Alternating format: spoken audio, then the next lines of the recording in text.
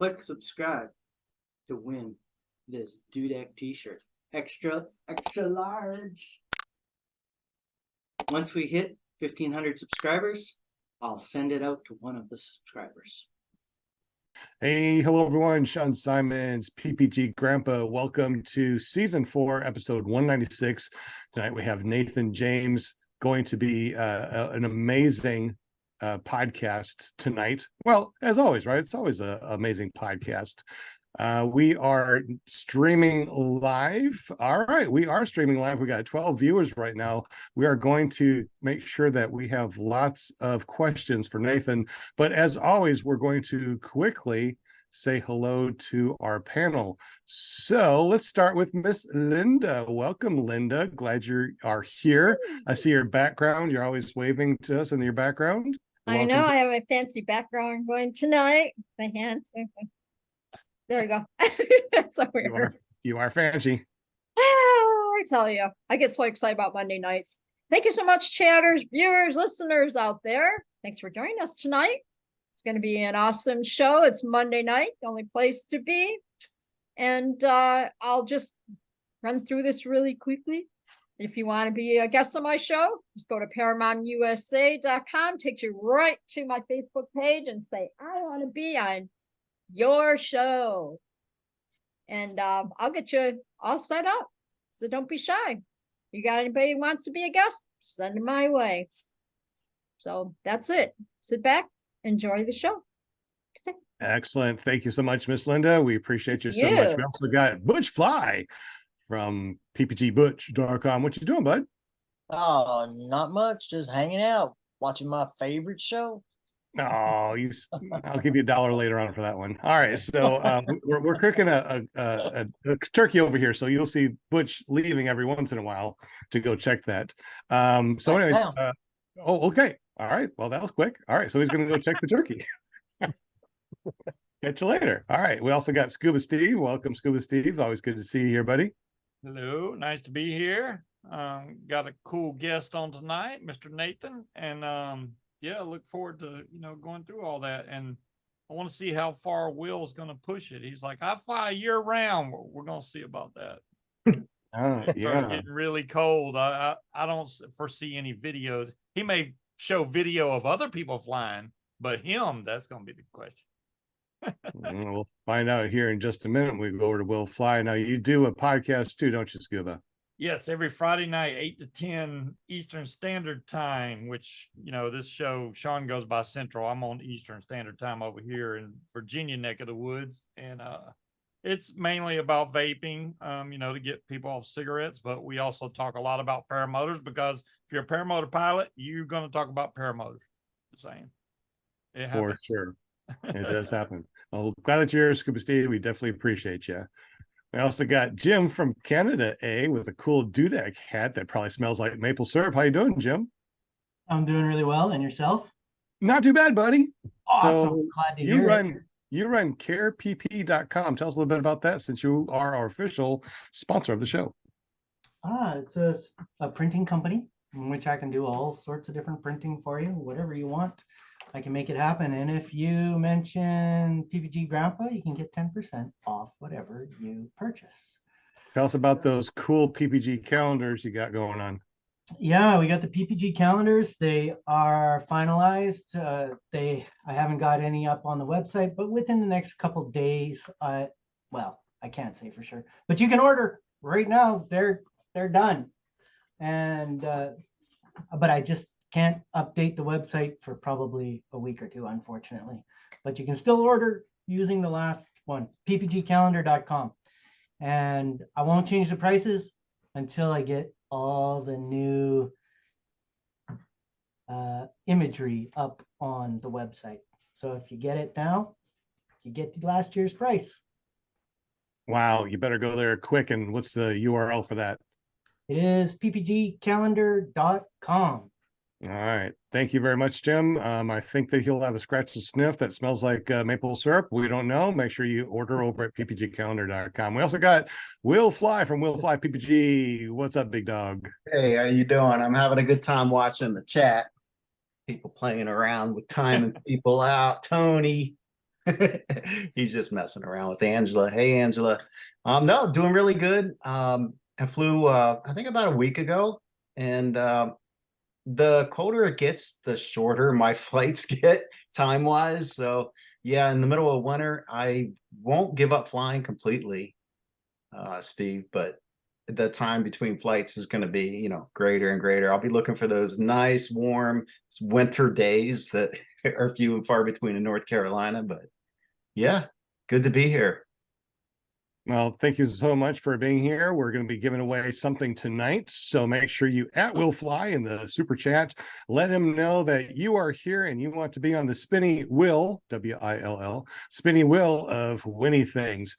But he's afraid of flying in cold weather. But our guest tonight, Nathan James, he has no problem flying in cold weather. Matter of fact, he just set himself a really awesome world record in cold weather.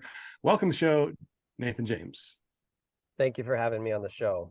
Woo, woo, woo. I'm so glad that you are here, man. So for those of us that don't know you, give us a little bit about yourself, how you got into paramotoring, and a little bit about, who you are and how you fly in cold weather. Well, I'm a resident of good old Colorado, so cold and Colorado kind of go hand in hand. And for me, paramotoring has been one of those sports, like I talk to everybody, it's the effect is the same for me, and I've been doing it since 2010. So it's been quite a while. I've been in the sports from when it started to what it is now. It is mind-blowing how much paramotor technology and especially wing technology has changed. Riser twists were a major factor when I first got into the sport, and you hardly hear about that anymore. So that should signify how much it has changed for the better. But I started paramotoring in 2010. And actually, I was flying hang gliders before then. I got into flying hang gliders when I was 17, and I loved it. But I got tired of going to the top of the hill with your hang glider on your shoulder and having the winds completely switch 180, and you could no longer launch. And you had to, the only option you had was to hike all the way back down. So I got tired of that, and I thought about free flying on a paraglider, and I dabbled in it a little bit, but you often would hear about wing collapses, and obviously in paragliding, you're flying in the most volatile conditions because you want to get what you need as a paraglider, and that is lift. So I was always a little skeptical, and one day I had just sold my hang glider, and I was browsing what we known back then as Craigslist, and sure as heck, I saw a paramotor, and not knowing or having a clue what was good, what was bad, and the price was excellent, I went ahead and went for it. So I had bought a top 80 with a Paratoys 30. Now keep in mind, I'm 155 pounds on a good day. So that setup was very questionable, but why I bought that setup was because it was $300. Wow. $300.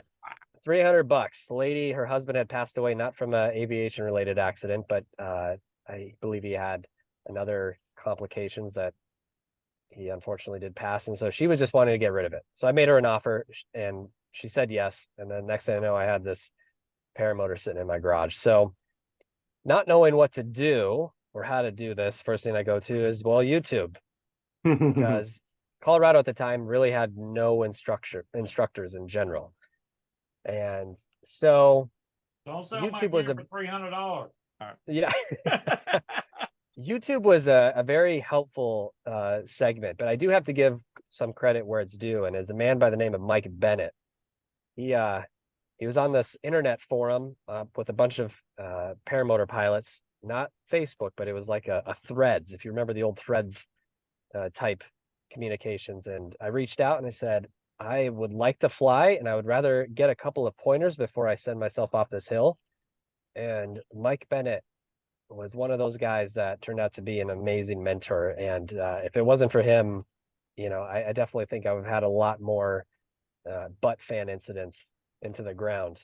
And so I did teach myself to some degree, but he really instilled a lot of the what to do and what not to do, and really emphasized wing control. I mean, I was kiting day in, day out, and in high winds and low winds, practicing forwards and reverses, and that really instilled this wing control that kind of stays with you even to this day. So I spent a majority of my early years of paramotoring with Mike out in this open wheat fields out in eastern Colorado. And I tell you what, it was probably some of my fondest memories because it was one of those where the sun is setting, you're flying, and those early years of paramotoring, the most nerve-wracking yet most amazing years of paramotoring because everything is so new and you're just like, this is amazing.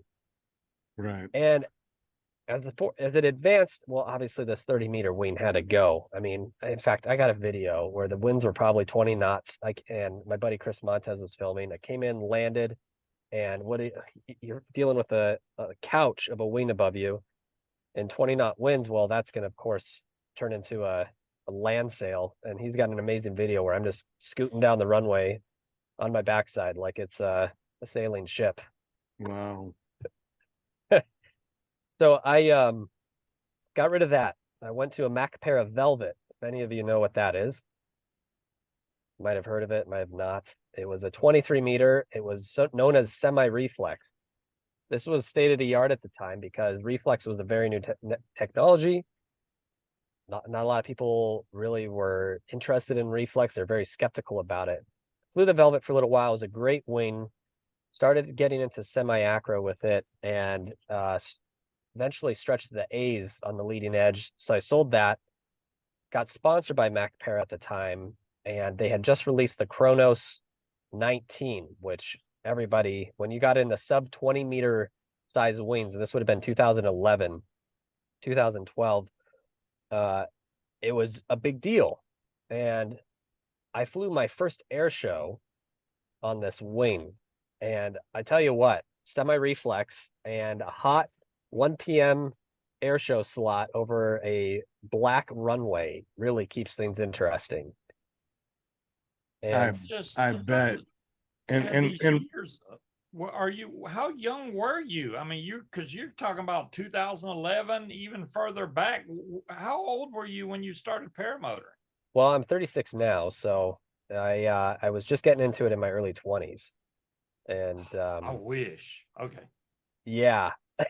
And I think it was a good time to get into it. I mean, it was one of those where you were so eager to try new stuff. And it's amazing how much I watched over the years of how things evolved. I test flew the very first Hadron.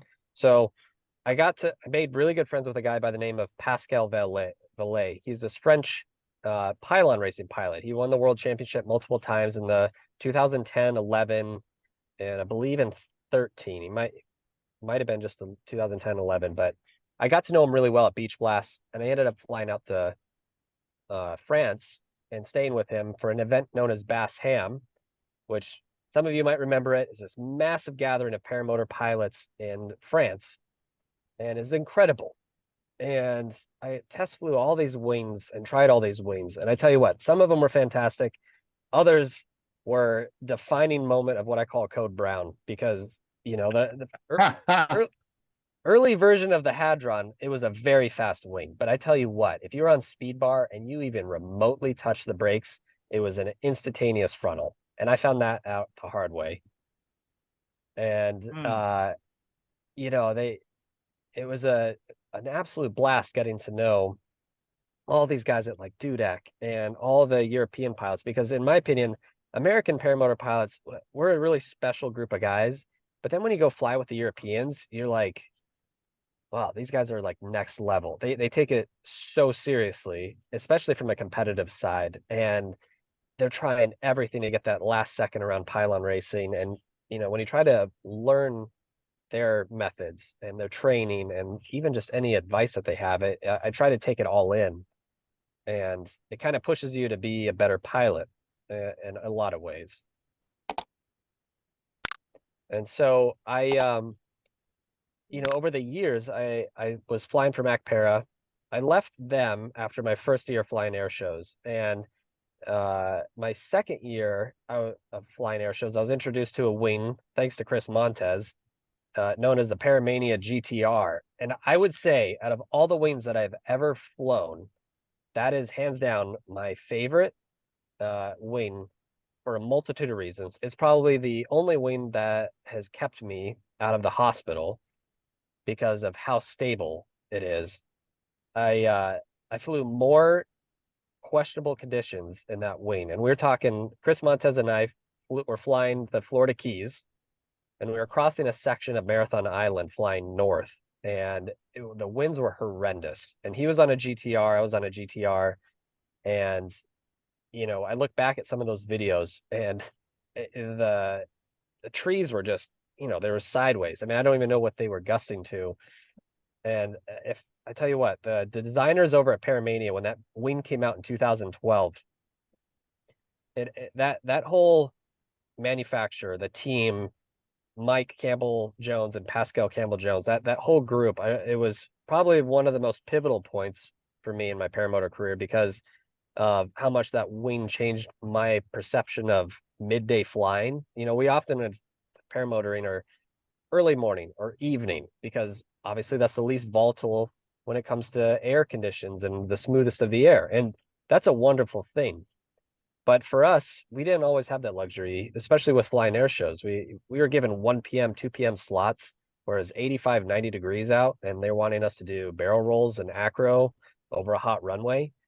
So you had all these variables that were kind of thrown in your lap, which to the common paramotor pilot meant certain death. I mean, so I would have to say that wing definitely changed my perception on wing stability, especially in very adverse conditions. And I flew that for almost 10 years. I mean, I just recently retired it, maybe about 2 years ago. It was very hard. In fact, I still have it, and I look at it, and I'm like, maybe I should pull you out and fly you again. But I mean, people look at me like I'm nuts. You're on a 10-year-old wing. But there's yet to have yet to find a wing that has a stability. It is a brick. It has a terrible climb rate, and you will get absolutely ripped muscle-wise like Schwarzenegger because of how much brake toggle pressure it requires.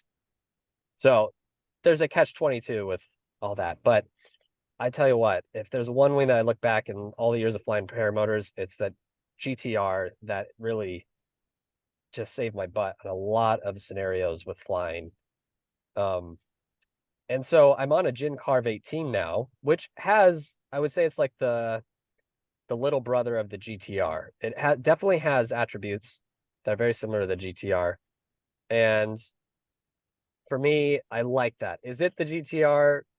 Not exactly. It still is a little unstable in comparison to GTR, but I do have to give it credit because it is the wing that I chose to fly on a recent altitude record coming up here that we did back in November. And I have to give it credit because the conditions that we flew with that day and being on that Gin Carve 18, it really did save my bacon on a lot of scenarios.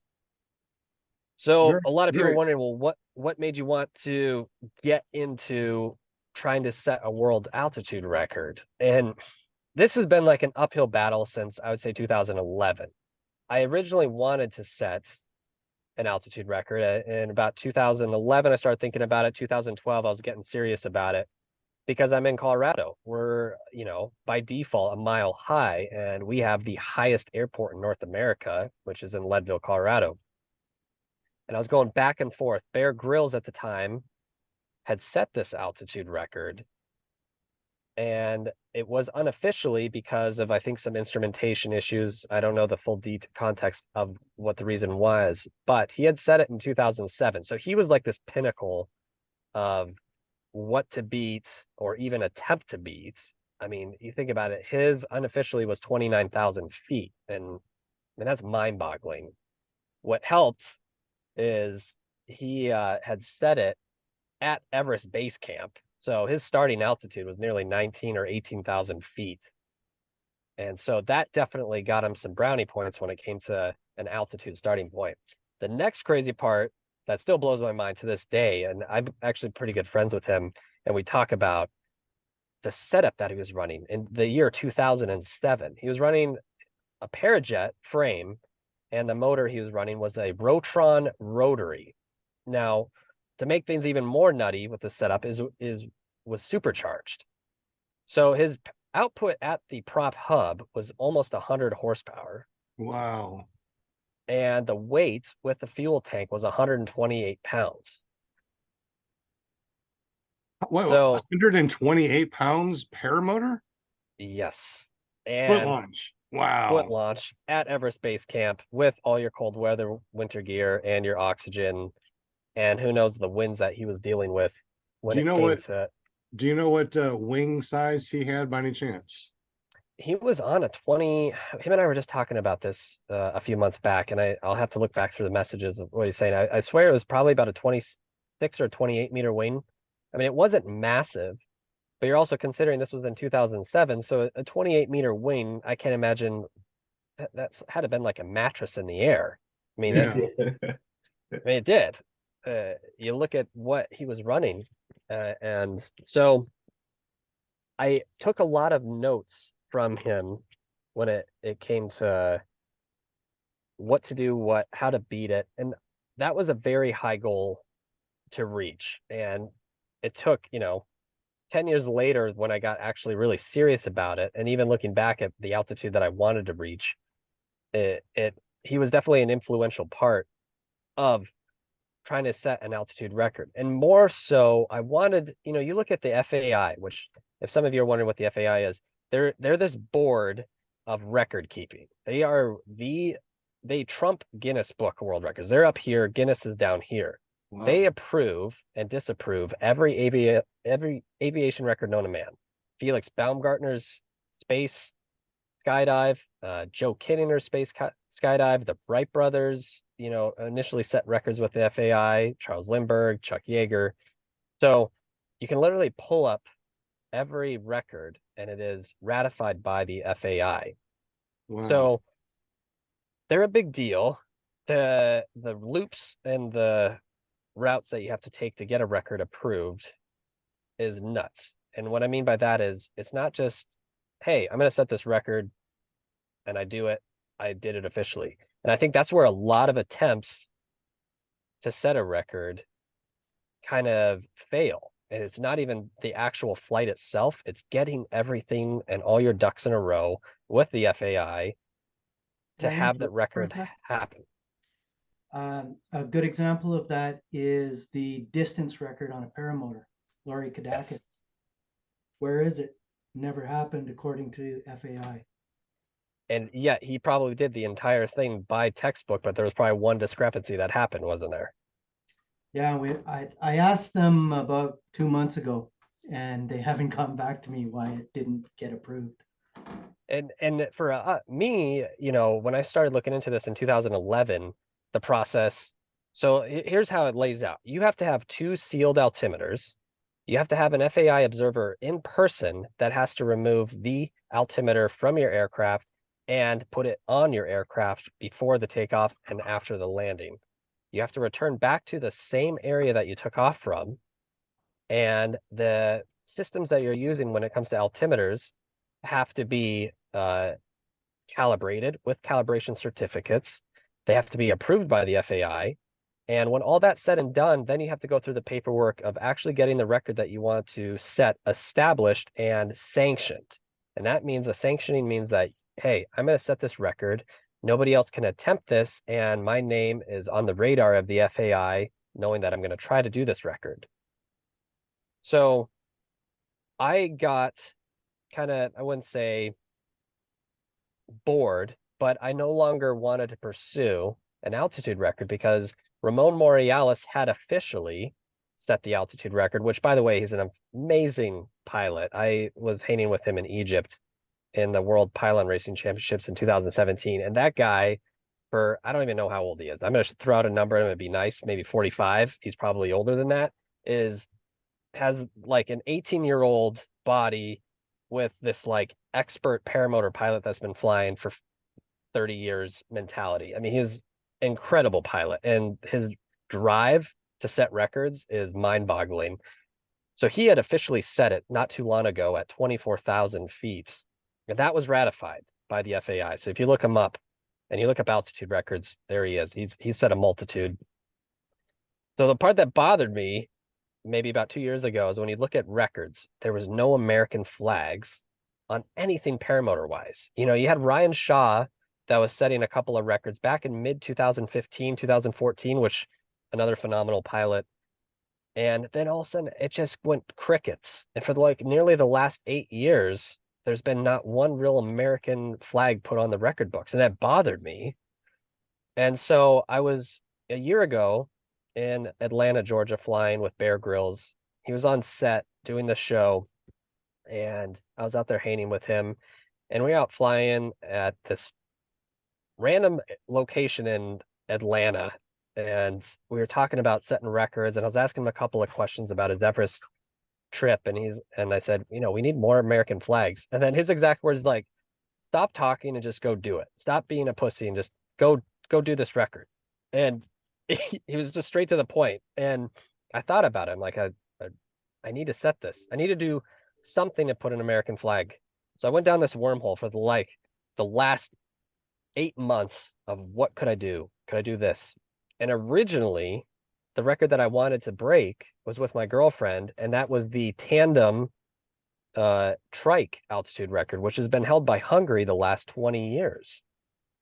So her and I were consistently flying the trike and working on different wind conditions and just kind of getting her ready. I was having her kite a wing and just kind of like know what the behaviors of it. We went down to Florida. We got the tandem exemption. I was trying to do everything by the book so that if the FAA was to look at this record and say, hey, you're not doing things by the book, I wanted all my ducks in a row, because then if the FAI saw that the FAA was looking into this and they said, you didn't do this by the book, no record for you. I kind of think of the FAI as like no soup for you from Seinfeld.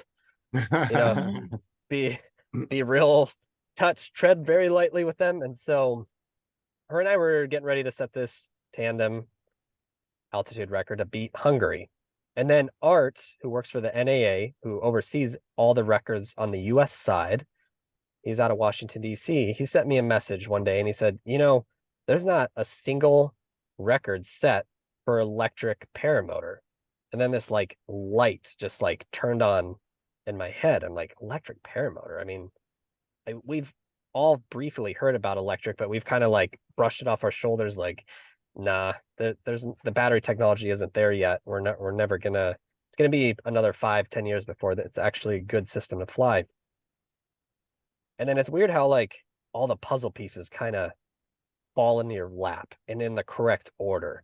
Maybe a month later, I shot a message to a friend and he's like, well, there's a guy locally here in Colorado that's got an electric paramotor. In fact, he's got 2 of them. And I reached out to him and he's like, come out and fly it. Come test it. I have 2 variants. He's got one variant, I kid you not, it has 4 electric motors. It's like a quad copter, but vertical with a paramotor frame on the front. It's the early version of an electric paramotor. Yeah, unfortunately, they don't make that anymore either. And also they spin the opposite direction, so there's 0 torque. Yeah, it's a great system, except the battery life, I think he said maybe is 15 minutes if you're lucky. Maybe. That's what I heard, yeah. So, and then he's got the SP140. Well, one day I went out and flew it, and I was, you know, it was a cool afternoon. I was flying the Gin Carve, took off, and I was like, oh my gosh, the power on this thing is phenomenal. I mean, it was instantaneous and it never failed. And then I started kind of working on, when I was flying it, like how much can I milk the battery? How much life can I get out of the battery? Because everybody said, oh, you'll be lucky if you get 30 minutes, if you're lucky. Well, I got almost 45 minutes and I was still flying it pretty aggressively, and it would actually go even further. And I think that had many reasons. What I weigh, the wing that I'm on is pretty lifty, and the wind conditions that we were flying in. So that kind of set the benchmark of what and how and why we wanted to set an altitude record. Well, a week later after flying this electric, my friend Pascal shot me a message and he said, hey, you've been flying this electric paramotor. We have a guy out here that's getting ready to try to attempt an altitude record on electric. And he hasn't done anything yet. He's just been in talks of it. And the minute I heard that, I was like, no more French flags in that record book. I was like, we are putting an American flag on this record. We have to. This is our chance. And they had no benchmark for altitude for an electric. So Huh. most people were expecting 6,500 feet, maybe 7,000 feet. And that's what the French were shooting for. I think he initial tested to like maybe 8,000 feet. It was his highest point that he got to. He never filed a sanction, never went to the FAI. I think they were just testing at the time. So I made some calls. Thanks to Harley Milne, who some of you might know, he flew all around the US, another Yeah. remarkable pilot. He actually had 2 altimeters that were approved by the FAI. And thanks to him and his generosity, he had sent those out to me. I sent them out to get calibrated. I called the airport that I was going to take off from, which was Leadville Airport. I gave him the scoop. I said, hey, we have a world altitude record we're going to try to set. Would you mind if we flew from your airport? Because it gives us a benchmark and a return that would be in agreement with FAI's rule book, which is like that thick. And they were like the most accommodating group of people ever. They're like, come on up, you can stay, do whatever you like. They gave us the whole airport essentially to do what we wanted. That is really awesome. And so the time came to start calculating of, okay, what am I going to actually expect out of this paramotor? And another variable was the winds. I chose late winter, not because I was like, oh, this sounds great. I love flying in cold temps. But I figured the air stability might be a much better choice than flying mid-spring, especially with the channeling winds coming through the Rocky Mountains.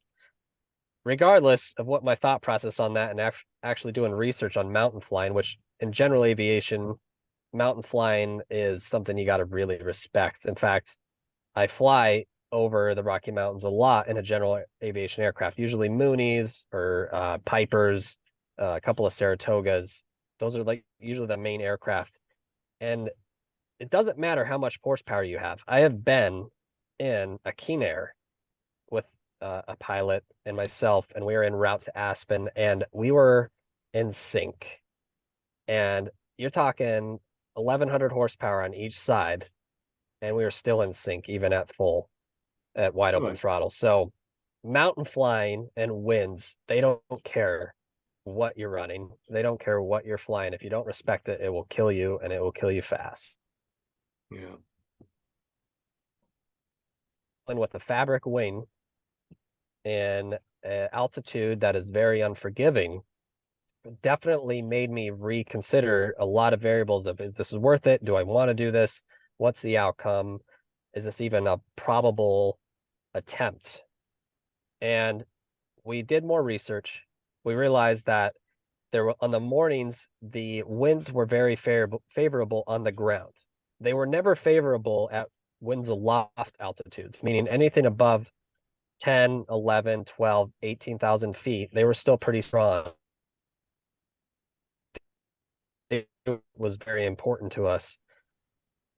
So we made the call, we set a date, and we realized that this was going to be the point of which we wanted to set this altitude record and make it official. Now, the one caveat with all this was that the FAI requires an official observer to be present, and the timing of that can be a challenge. And so Leah Kotu, which some of you might know, she's a phenomenal pilot, does a lot of flying in Europe. In fact, she just got back from Jordan and captured some of the most incredible videos and photos. She's awesome. She's amazing. Yes. I love her. And Mhm. she was an actual FAI observer, and she was based out of Florida. So I call her up and I shot her a message, and I'm like, hey, can we get you out here at this time frame? And she had just got back from Jordan. So I'm like, man, I'm running this person absolutely thin. But I'm like, we got to make this happen, because I know France is going to try to file a sanction, or they're going to at least attempt it, especially if they got wind that an American pilot was trying to do it. Right. And she said, yep, I can be out there next week. So we had a definite date set. We had our gear set. Jeremy, who was the owner of the electric unit, was amazing when it came to making it work, and say, yeah, I'll be there. I'll have it charged up. But then we had a concern. And the biggest concern was, technically, our feet could have left the ground on this altitude attempt, and we would have set the record. But what fun is that? That No, not fun. that seems like cheating to me, to be honest. You didn't even try. And so he was concerned that you're going to maybe get 10 minutes out of this battery. And why that was is because the actual ambient temp. We had to bump our actual takeoff time an hour earlier because the biggest factor is we had a storm moving in. Winds aloft at the time that I checked the day before were showing 38 knots at 11,000 feet. My buddy Daniel notified me, said, hey, it is not looking good. I don't know if you want to attempt this. And we had actually sanctioned both records. We were going to attempt the tandem trike altitude record to try to beat Hungary, and we were going to do the electric. And he called me up the day before and he said, this is your call, but he sent me the screenshot. And you see winds aloft, 44 knots, 53 knots. Wow. And you're just kind of sitting there like this. The FAI observer is already out here. I have all my stuff ready to go. And sometimes this is where pilot judgment and good decision making is a very, very real factor to consider. But I had made the call to continue with this. And I knew that the winds were going to be strong, but I said, at least we can try. So I had everybody set a time schedule that we were going to meet at Leadville Airport. And we were going to attempt this. And everybody met at 7 a.m. The outside temperature was 8 degrees. Oh, 8 degrees Fahrenheit. well, So- real quick, what were you wearing? And did you have anything like electric undergarments? So I did have electric undergarments for my girlfriend. My biggest factor that kept me warm is I have a pair of U.S. Air Force high exposure, high altitude suits. And they're from the late Cold War era. And I would probably say that is the factor that kept me the most warm. They're amazing. They look like regular flight suits. They're just much more thick. And those things are like a heating box without the heater. They're phenomenal. So she has a pair, I have a pair. We had oxygen, and I was pretty used to flying in cold weather climates. Being in Colorado, I'm not going to sit and watch, Jerry Seinfeld's all winter long and not do any flying. And I like flying general aviation in the winter, but paramotoring is still just as fun because, let's be real, there's a lot less rules with a paramotor than there is with an airplane. And for me, this was either do it or don't do it. I knew it was going to be cold. In fact, the temperature was 15 to 20 degrees colder than what we had planned for.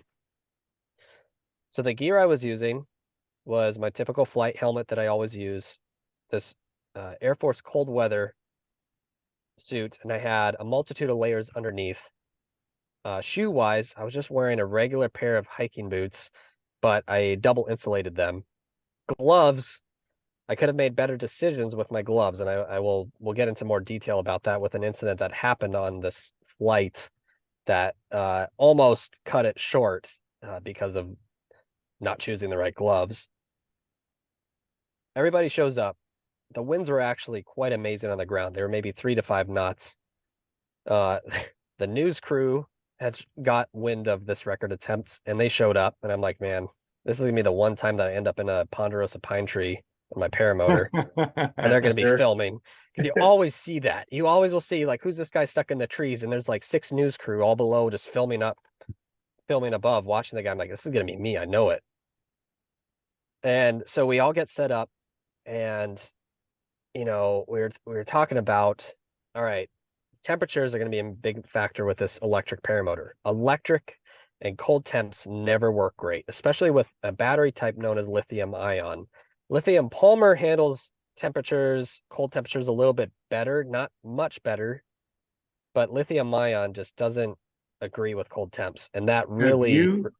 Have you heard of the sodium ion batteries that briefly weathered has no determination on the battery itself? It can be sub-zero or hundreds of degrees, no big deal.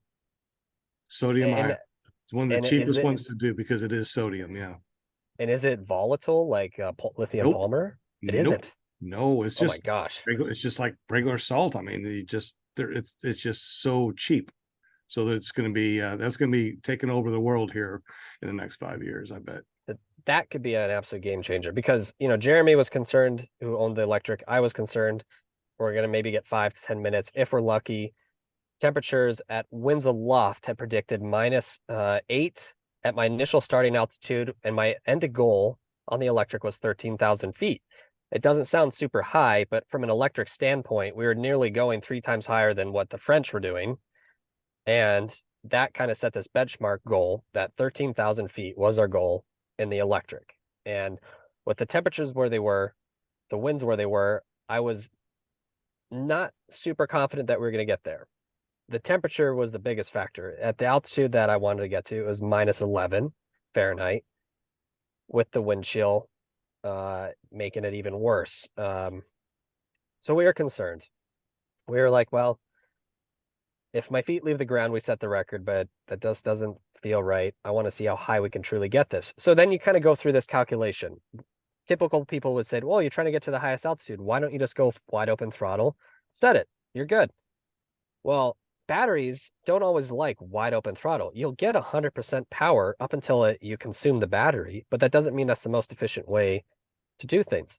Right. I found that flying the electric, that doing between 30 and 40% throttle and just milking it very slowly yielded a pretty amazing climb rate, to be honest.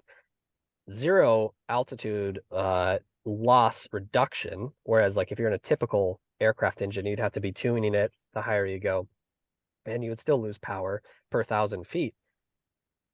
So we found the sweet spot when I was flying it at a much lower altitude, and I was going to stick with that plan instead of just going wide open throttle because it would have maximized my battery usage in this climb. Right. So we set up everything, and we're looking at the winds. I'm like, okay, we're getting ready. Leah gave me the altimeters. We found 2 spots on my body and one on the paramotor that we were going to utilize to put this on. She also gave me 2 other GPS devices just in case they didn't record. So we at least have some substance. And one of them was, we were using Gaggle. I was using Gaggle as a monitoring device, which is a phenomenal. Imagine most of you use Gaggle. Love Gaggle. Love It's it. incredible. Yes. Absolutely incredible. And it still blows my mind. And I'm pretty new to it. I'm used to an app known as 4Flight with flying airplanes. And that to me is amazing. And then when I found Gaggle for paramotor, I'm like, where's this been all my life? This is like a lifesaver. So we're all suited up. The wind's laid out, the news crew's filming. I'm like, do not eat it, do not crash. They're filming, they're live. And I said my goodbyes to everybody. We're set up, take off, get the wing above my head, altimeters are recording, and I am running, feet leave the ground as textbook takeoff. I climb up, ease back on the throttle, down to about 35%. Battery life was good. It was at 96%. The altimeters were rolling. I climb up another 1,000 feet, winds aloft start hitting. And that's when the turbulence started really becoming a factor. I chose my wing, which was a 18-meter gin carve, for a multitude of reasons. A lot of people ask, well, why wouldn't you use like a 42-meter? Why didn't you use like even a 32-meter Hadron Cabrio? It's a great wing. The problem is that the winds aloft were so strong, I would have been in Idaho by the time I got to my altitude. Gotcha. So I was wondering, I was like, how is he going to get back to his LZ with winds that strong? You're going to be flying backwards. Like, exactly. I'll see y'all in a couple days. And we had gone back and forth. My buddy Daniel West and I were going back and forth. Well, he's like, fly the tandem. You'll get up there in no time. And I'm like, well, I do want to fly the tandem, but winds aloft is showing 44 knots. And that tandem with a 150-pound guy, which is already ridiculously light loaded, I think I'm not going to return to the original spot that I took off from, which would have been an automatic fail from the FAI. So those were factors that you had to like really consider, because you want to get to this highest point, but you also have to get back to your original spot. You have to be intact. The observer has to remove the altimeters, and that was not going to work with the winds that we were dealing with. So that's why a lot of people wonder, why did you choose the 18? That's why. That's because the wind penetration on that wing is incredible. I have flown through some horrendous winds with that wing, and it goes through it like no problem. So I take off, I'm in the air, I'm fighting a lot of turbulence, and which is normal. I had planned that. And then I climb up another 1,000 feet. So I'm at maybe 12. Battery life is looking really good. I'm actually really happy with how it's performing. Still utilizing about 35%. And then this next wave of turbulence goes, and I'm getting wingtip pulled in. man. It's the leading edge is loading, unloading. You can, a wing will talk to you, especially in the Yeah. brake toggle pressure. And multiple times the brake toggle pressure got really light and not responsive. Wow. And if a gin carve is doing that, you're like, well, this is really not good. And so just kind of kept monitoring it. I was fully trimmed in, and I went out half a click on my trims just to get a little bit more wing loading and speed loading. Right. Still climbing. I'm at 13.3, which had already surpassed my target goal. And I'm like, this is amazing. I'm at 60% battery. Wow. Why not keep going? Yeah. Well, I made a fatal mistake. The altimeter that I was using, the Garmin, not the sealed ones, but the Garmin, I pushed a button, it was no longer showing my altitude. I'm like, well, this isn't good. I need to know where I'm at, where I'm doing for wind speeds and all that. So I take my glove off, and keep in mind it's at now minus 13. Oh my goodness. And I push the button, get the GPS back on, shows my altitude, speed. Problem is that this was a left-handed throttle setup, and I'm a right-handed throttle pilot. Some people can do both hands, and I respect that greatly. I cannot. I cannot take off and land on a left-handed throttle setup. I have to do a right. It will just mess with me too much. Okay. So we had this throttle zip tied / rubber banded around my hand, and I had no ability to get the glove back on. Oh no. So for about 10 to 14 minutes of this flight, my hand was exposed in these temps. Oh. And I stopped losing feeling in my pinky, then it followed suit to my index, ring finger, middle.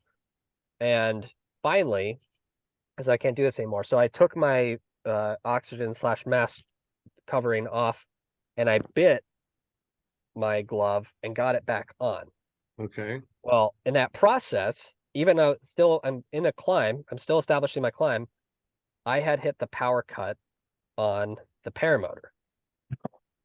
And the problem is at this point, I could not get it to come back online, even all that. And the reason why is my risers were just solid ice. You can see on the left and the right, they were just ice. They were just iced over, and I could not get them to release. So I was still in a risers all the way in setting. I was going backwards. The airport was ahead of me, and I was going away from the airport because the winds aloft were so strong. So I had power cut at 14.3. And I was like, well, that's a good altitude, but we could have gone more. And I finally got my glove on. I was freezing. My hand stopped responding, so I could no longer feel my left hand. Oh. And now my goal was just to get back to the airport, and I was getting farther and farther away from the airport. So you can imagine 18-meter wing, and you're getting farther and farther away from the airport. That's a problem. Those winds Did are you very have strong. speed bar by any chance? I did not have speed bar, and the main reason was because I was worried about the intermittent turbulence being a dangerous factor because of that. Just because the instability of the air, you get these pockets of wave, but you get a lift and you won't get lift. Right. And that was one of the main reasons why I didn't use it. And with speed out, with my trims out all the way, it usually penetrates with a majority of the headwinds. Well, my risers were frozen, so I made the call to get lower. The motor was already off. Couldn't get it to come back online. It had a dead engine, so I was just in glide. And for some miraculous reason, getting lower got me through enough penetration to get back to the very, I'd say, mid edge of the runway, which counted from FIA's standpoint because it was at the original area of where you took off from. Right. So we had landed, and we're like, oh my gosh, we did this, and my hand was just on fire, yet I couldn't feel it. Well, that was just the beginning of this fiasco. So Leah comes over, she grabs the instruments, she's trying to take the data down, and she looks at she has this like look of concern, and I'm like, what's that look? And she's like, these aren't these aren't recording. Oh. And I'm like, what? And I'm like, I can't get any of this data. It shows the last flight we did a day ago, and it shows the test flight that we did, but it's not showing today's flight. And I'm like, you've got to be kidding me. Oh no. So we're sitting there and we're trying to figure this out. And we're looking at the systems. Well, we're pretty new to the Nano 4 altimeters, which that's the instruments we were using. And we're like, okay, something's got to be up. These said they were recording. We verified that they were recording. One showed, 53 minutes of flying time. Same with the other. And I said, hey, I'm going to power one off and I'm going to keep this one running and let's see what happens. And the minute I did the right one and powered it off, it showed saving flight.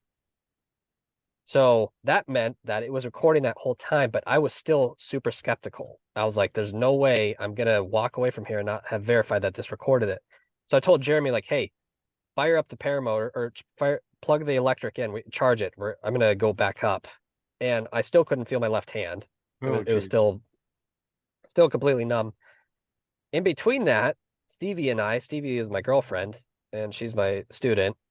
She and I took off on Daniel West trike to set the national, we were trying to break the world altitude record on the tandem trike. So I put all my gear back on, got her loaded up, got her oxygen on. I hopped in the trike and we departed while the electric was still plugged in. Problem is with a 42-meter wind and those winds and the turbulence, I mean, it was like you would see the sky 1 minute, you were seeing the ground 1 minute.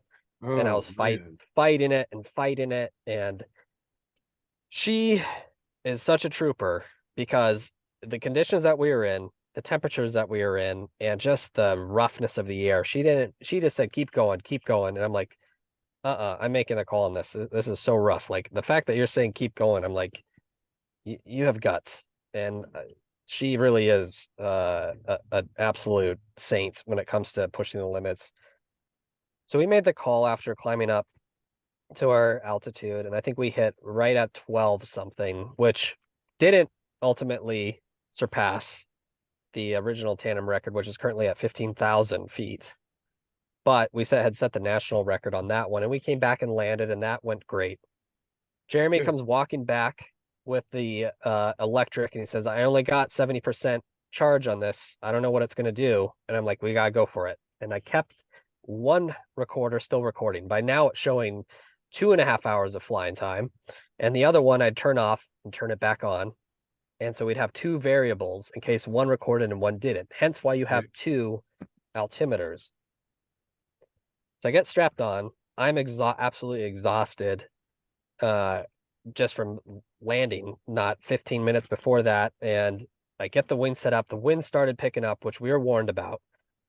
At that time, there were maybe 10 to 15 knots, and they were picking up. And we knew that. So originally I was going to do a forward, got jerked around really bad, decided to do a reverse, took back off, did the same procedure that I was going to do before, and that was 35% climb out. I only had 70% battery this time. The battery was already shock cooled from the temperature before. Oh, bad. And I'm in the climb out, still dealing with all this turbulence, and my left hand is still not really responsive. I had taken a bungee and just wrapped the brake toggle, and I could feel the resistance off my arm on the actual brake pressure. And when I did the A's, I couldn't feel my thumbs. So what I did is I took the A's and I wedged them in between my index finger. And I'd watched it. So when I did my forward, I was like, oh, this will work. Well, I couldn't do a forward anymore because I couldn't watch it. So I had to do a reverse. So trying to do a reverse with like essentially a crippled hand is like, it's a weird phenomenon, especially when you can't feel your hands. So I did the reverse, got it set up right after like the third try, took off. I'm in the air, I'm in my climb out. Both altimeters are recording. I'm watching my instrumentation. And in that flight, it was actually shocking because we had surpassed what we originally thought. I thought I might get maybe 12.5. We inevitably got to 14.992 on that flight before I finally hit battery cutoff. And that was shocking. The fact that it kept going and I had no power loss up until that point of where the temperature, which I had a thermometer on my right side, a digital thermometer, and it was showing -14. Oh my gosh. And that Ooh. point that the battery and that electric paramotor kept going up until 14,992, and then it had total power shut off. I was like, this thing went beyond my realm of what I expected out of it. And it completely And you said that surpassed it only had what, 70% or something at that second? 70%. And that's like a light, like, the problem is that you have a meter on your throttle quadrant and it'll show like altitude, timer from when you started flying, and your battery percent. Right. Well, that's never 100% accurate. In reality, it's probably less than that. It was probably like 65%. And that thing just kept going and climbing and climbing. I flew so far ahead of the airport because I knew that this time, if I had power cut, that I could glide back to the airport going downwind with the winds aloft. Ah, And there you you look at the gaggle data and the flight recorder data. I mean, at one point, I'll have to look. I think I hit like 67 miles an hour on my return, just from the winds Wow. aloft. go. Wow. So that was all said and done. Hit power cut, glided back, which that took for freaking ever. When you're at 14.9 and you're like, all right, I'll try methods to get lower and lower and lower. It takes forever. I had so much time to think up there and look at my hand and like, you're probably not going to come back to me, are you? And we came in on final and landed. That went great. And then I just kind of fell to my knees and I was like, I hope these things recorded. And sure as heck, Leah went and grabbed the instruments. She's looking at them. She's over by her computer and she's like, they recorded. They All recorded. right. And at that moment, I knew that my efforts towards this was done. That is So crazy. we were really stoked about that. And, honestly, this comes down, it's not because of like me flying. This came down and happened because of everybody that was involved with this. The Jeremy that owned the electric, this would never happen without him. Is My that buddy Jeremy Kelly? Daniel.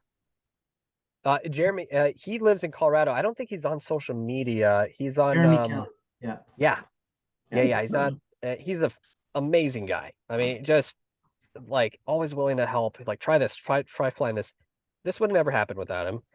My buddy Daniel West drove all the way up, and Stevie, my girlfriend, helping out with this. I mean, like everybody just kind of came together and made this happen. And to me, that was probably the most magical part about this. It wasn't so much the record, it was just watching what teamwork and the results that it yields when everything's in unison it's like you're endless. I mean, it's the work is endless. You can literally accomplish anything.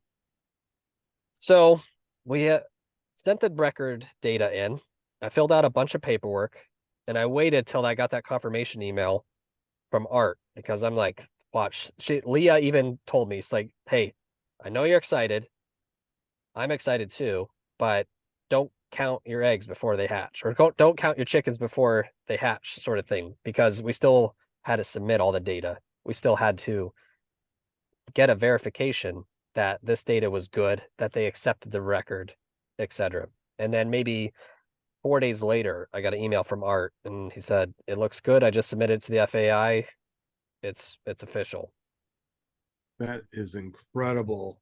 That is incredible. I love this story is just amazing. And I think that we got some people that have said some things, will fly, who has said stuff in the super chat. Guardian Service Dog said something. Yes. Yes, he did. He said it's surreal hearing all this. Daniel was my instructor. Oh, wow. That's amazing. Yeah, cool. And there were a couple of questions. But I wanted to ask you, because you were talking about ice on the risers. What was it? Were they just frozen, or I mean, was it ice? And if it was ice, what was the effect on I'm thinking the lines, the wing, ice isn't a thing. There's a majority. I wish I could show a photo. I have a photo of if you want to see ice on a riser. I don't know if you can, I don't know how you can show a photo on here, but it's You can go to the it bottom, wasn't. you can go to screen share. Share. Oh. Yeah, we have All right. screen share if you want to use it. Amazing. So talking about icing, I wasn't in icing conditions. The temperature that I was flying at the time was not allowing me to open and close the riser itself. It had just frozen to where the resistance, even as hard as I pushed on it, was no longer allowing me to, it just wouldn't allow me to open or release it. And that was a factor that I didn't realize would happen, because even in those temperatures, it was a fairly new glider. Everything was in working order. Well, it wasn't the case. Did you see any ice on the lines? Not well in the photos, you'll see some, but when I was flying up there, I didn't notice the ice. But when you look in the photos, you clearly see a white like stream. All right, I found one of the photos. Kind of like frost. All right, here we go. Let's see. I'm gonna share this. Yeah, it's almost like a frost.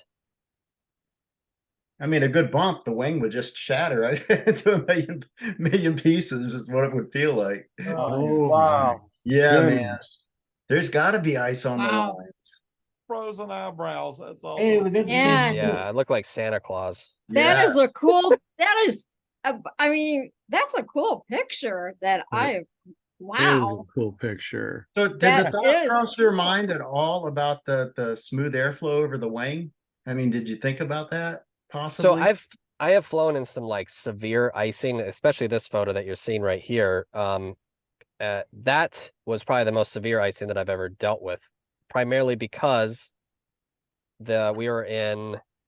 got caught, long story short, we got caught in a storm system, a snowstorm, when we were trying to get back to the LZ. So we had high moisture, very cold temps. That was the coldest that I've ever flown in. It was I think it was minus 15 or 16. Minus 15 or 16 will fly. well, That's which your one now? We need to know. Was it minus 15 or minus 16?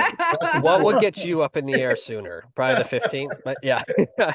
And that for me was the Wow. wing. I was on the GTR, and that changed. Its flying characteristics became very lethargic, and that's when I knew that wing loading and icing were a real thing.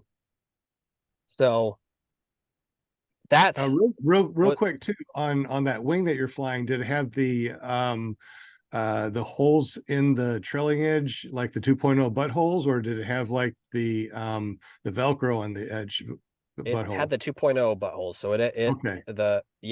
On the GTR. Yeah. Yeah, it did. It had the 2.0 buttholes, which those are great. The Jin doesn't really have those, but I noticed no real difference in wind controllability at the altitude that I was at on the electric flight. It performed flawlessly, and foot launching at nearly 10,000 feet. I was actually shocked how fast I got off the ground with that electric setup. I mean, it was maybe 5-6 steps. I was gone. Well, it has, like I said, I've flown the SP-140, and it has the thrust, or it actually feels like a 220 paramotor. Yes, it does. And in fact, its center of gravity, the CG on it against your back, Jeremy had pointed this out. It's incredible. It feels like a top 80 almost, because of how close the battery pack is to your back and the motor is to your back. It makes the CG super well balanced. The harness is really is comfortable. If I was to change up anything with the electric, I would make the throttle sensitivity programming just a little bit more user-friendly. It's usually off and then like on. So you just kind of got to be mentally prepared for that. But, with this record setting, now the problem is like once you kind of get the taste of doing one, now you're going to want to do more. And so now we're like figuring out what other ones we can do and set. So now we're going to try doing the electric foot launch altitude record. We're going to try to do an electric trike. We have these multitude of records, and we're going to go back up in this spring and try to do more. In fact, I was talking with another guy that has an SP-140 out of Arizona, and him and I were going back and forth. We think we can get to 18 to 20,000 feet if we do this right. And especially if we choose our winds aloft correctly, where they're low enough that I could be on like a 32-meter cabrio, where I could penetrate through a headwind that isn't super rough. And if that's the case, I think 18,000 to 20,000 feet is a very achievable altitude. You would have to get an exemption, wouldn't you, if you were going that high? Yeah, and we actually already had a NOTAM for us by the FAA. I was going back and forth with the FAA with this because I didn't know what to expect. And especially dealing with a tandem altitude record, the FAA kind of watches that stuff. And honestly, everybody says the FAA is like, this big bully. They were the most amazing group of people to work with. They got me my NOTAM. They let Aspen approach and Denver approach. And they're like, hey, this guy's gonna be doing an altitude record. If you need to divert some flights, we're letting you know. Like, they're the most accommodating professional group of government officials that I've had the pleasure of working with, and they really made this attempt much more convenient than I expected. I thought it would be an uphill battle with them. So, speaking of being in the class Alpha airspace, which is above 17,999, I would need to get approval ahead of time, which I'm already in the system for this current NOTAM. That what they would do would just file another one and let any approach aircraft into Aspen or Denver know, hey, this guy could be up to 20,000 feet. Letting you know, here's the area that he's going to be in. Wow, that is so cool. I would love to do that record with you. Let's That go. is Let's something do a that tandem. I would love to do. That sounds so fun. Yeah, it really was. I mean, I got, thank God I got a friend over here that has SP 140. I'll need to get up with him and see if he will let me borrow that. Neil, will you let me borrow that, buddy? If you're listening to this, I want to do a record with the SP 140. So I know yeah, what you mean about the travel of the throttle with the SP 140. I've never flown it, but I've done 3 run-ups on it, and the sensitivity of the throttle. I mean, it's electronically controlled, isn't it? I mean, it's it is not electronically throttled. So I would think Yes. that that could be an easy adjustment to make through programming or whatever. But it did Well, take me a while to get the right mix of squeeze and power. they have different modes though. They got the beginner mode, they got sport mode, and I think they have modes in between too, right? I mean, I know they got the beginner mode and sport mode. Is there Well, any other mode? The mode I was in, I could not hold it back. At full thrust, at full throttle. So That's one of them high dollar helicopter helmets you got on. People are asking about the helmet. I'm just wondering. Yeah, it's a very similar. This is my original air show helmet. So I have noise canceling pods inside of them with a Senna. I'm running an early version of Senna on it, and it's just been my go-to. I kind of call it my lucky helmet because it's been through a lot of shenanigans with me, and it's kept my head. Is it the 10R? Yes, yep, the 10R. And here's Jeremy helping me out with this. He's the owner of this electric, and I did not land in a tree, which is good. How far did you have to Usually- run at 10,000 feet to get off the ground? 5 to 6 steps, I was off the ground. I was absolutely shocked. 18-meter wing with 10,000 feet. I thought I'd be running like Usain Bolt to the end of the runway, but I They need was. to make a pedal set up that you can hook on your paramotor so you can charge your battery while you're flying.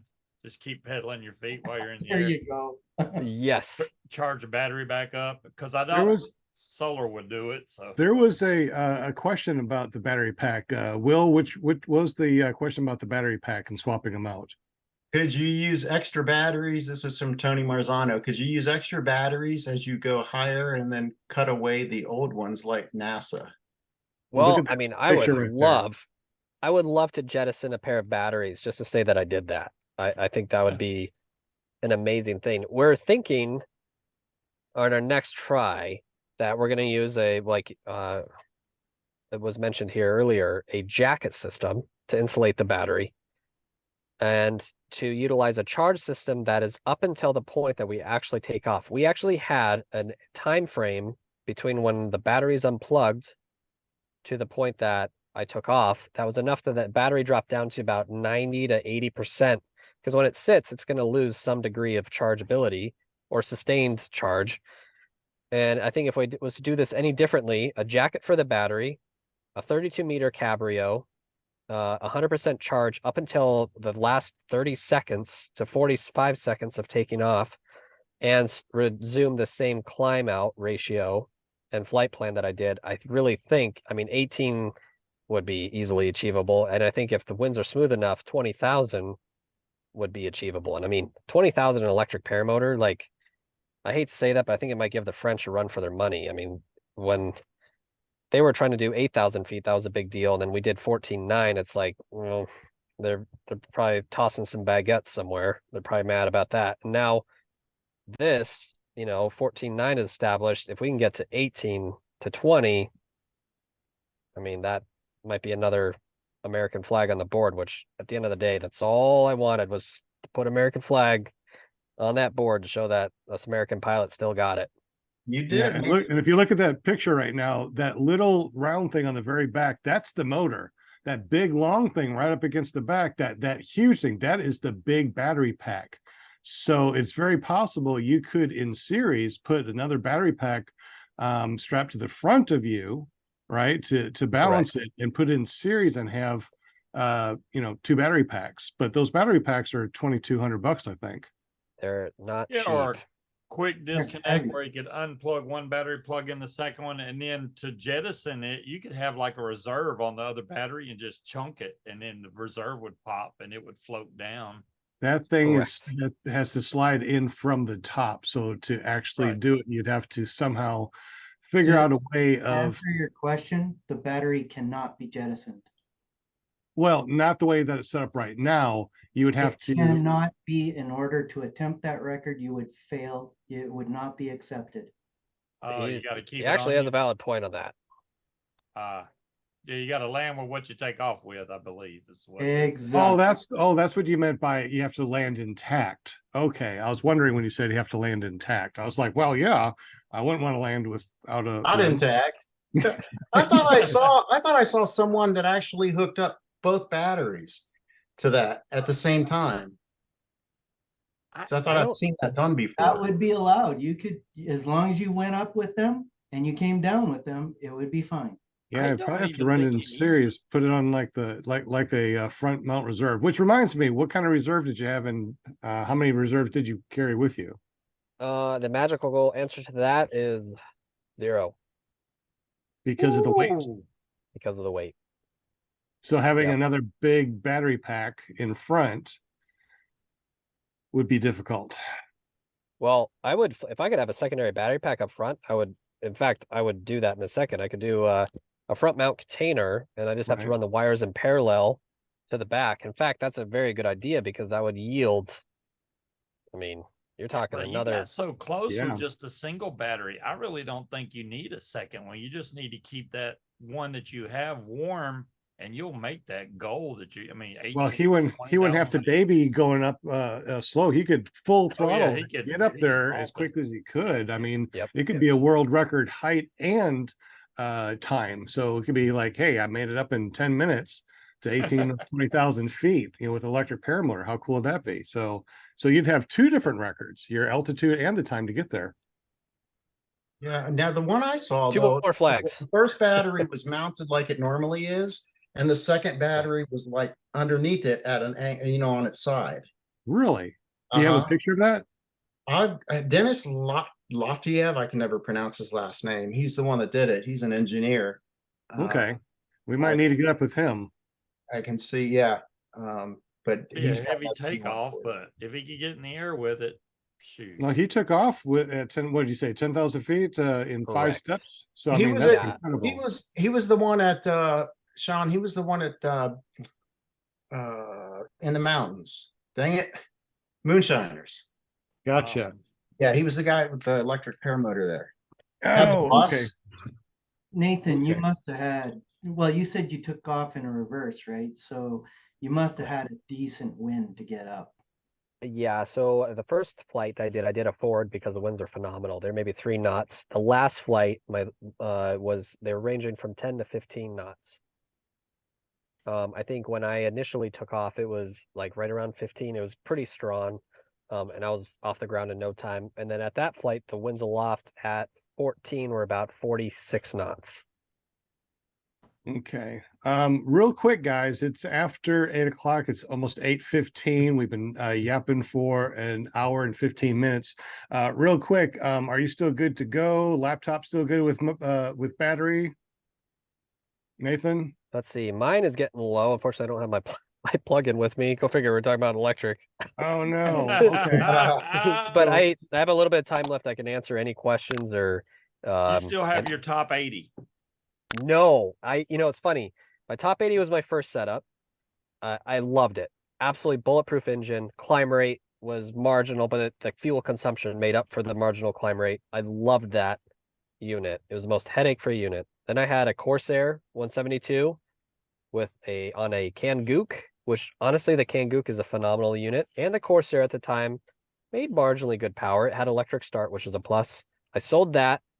I flew an HPR 180 on the Grasshopper frame, if some of you remember that, which it was a Chinese unit. And with that comes some interesting details. In fact, Chris Montes and I were flying once, and he's next to me, and he says, a big shiny thing just left your unit, and the motors sound like a bomb went off. Well, the entire expansion chamber had separated Oh, and went Yeah. I'm south. wondering is Nathan got a top 80 and a wing for 350, and then he sold it for probably more of a profit than he paid for it. I did. I was actually sad to see that go. And then, everybody's wondering, like, what's your current setup? I'm running still the same. I'm on a Fresh Breeze Thorax 190 with the weight shift control and the Polini 190 with electric and pull start and direct drive. 3 variables that I wanted in a unit.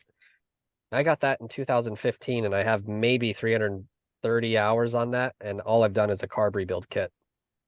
that is awesome. Why the direct drive? 3 redundancies. So electric start, if that fails, I have pull start. If that fails and I'm in a remote spot, I can still hand prop it with being direct and not clutch. Interesting. Didn't think about the hand propping thing. As a matter of fact, works. I don't think a lot of us think about hand propping anymore at all over these last X amount of years. Before you lose battery, I see that Linda took off her glasses. That can mean only one thing. It's time for a thumbnail. Will fly, thumbnail guy. And Yeah. if you're saying something, okay, Ready? ready? All right. So there we go. 1, 2, 3. Got it. I'm trying to make my heart work. Come on, heart, go. Trying to get your heart on. Don't say it, Will. Jeez. Why is my heart not It's working? not Ain't working. working for me either. There it goes. There you Get your go. heart on. So how was the turkey? Because I know you've been munching on it. Oh man, my wife, wait a minute, my wife got me 2 plates, one with the leg, one with the wing, and it was delicious. And I'm gonna go for a third when we're done with this.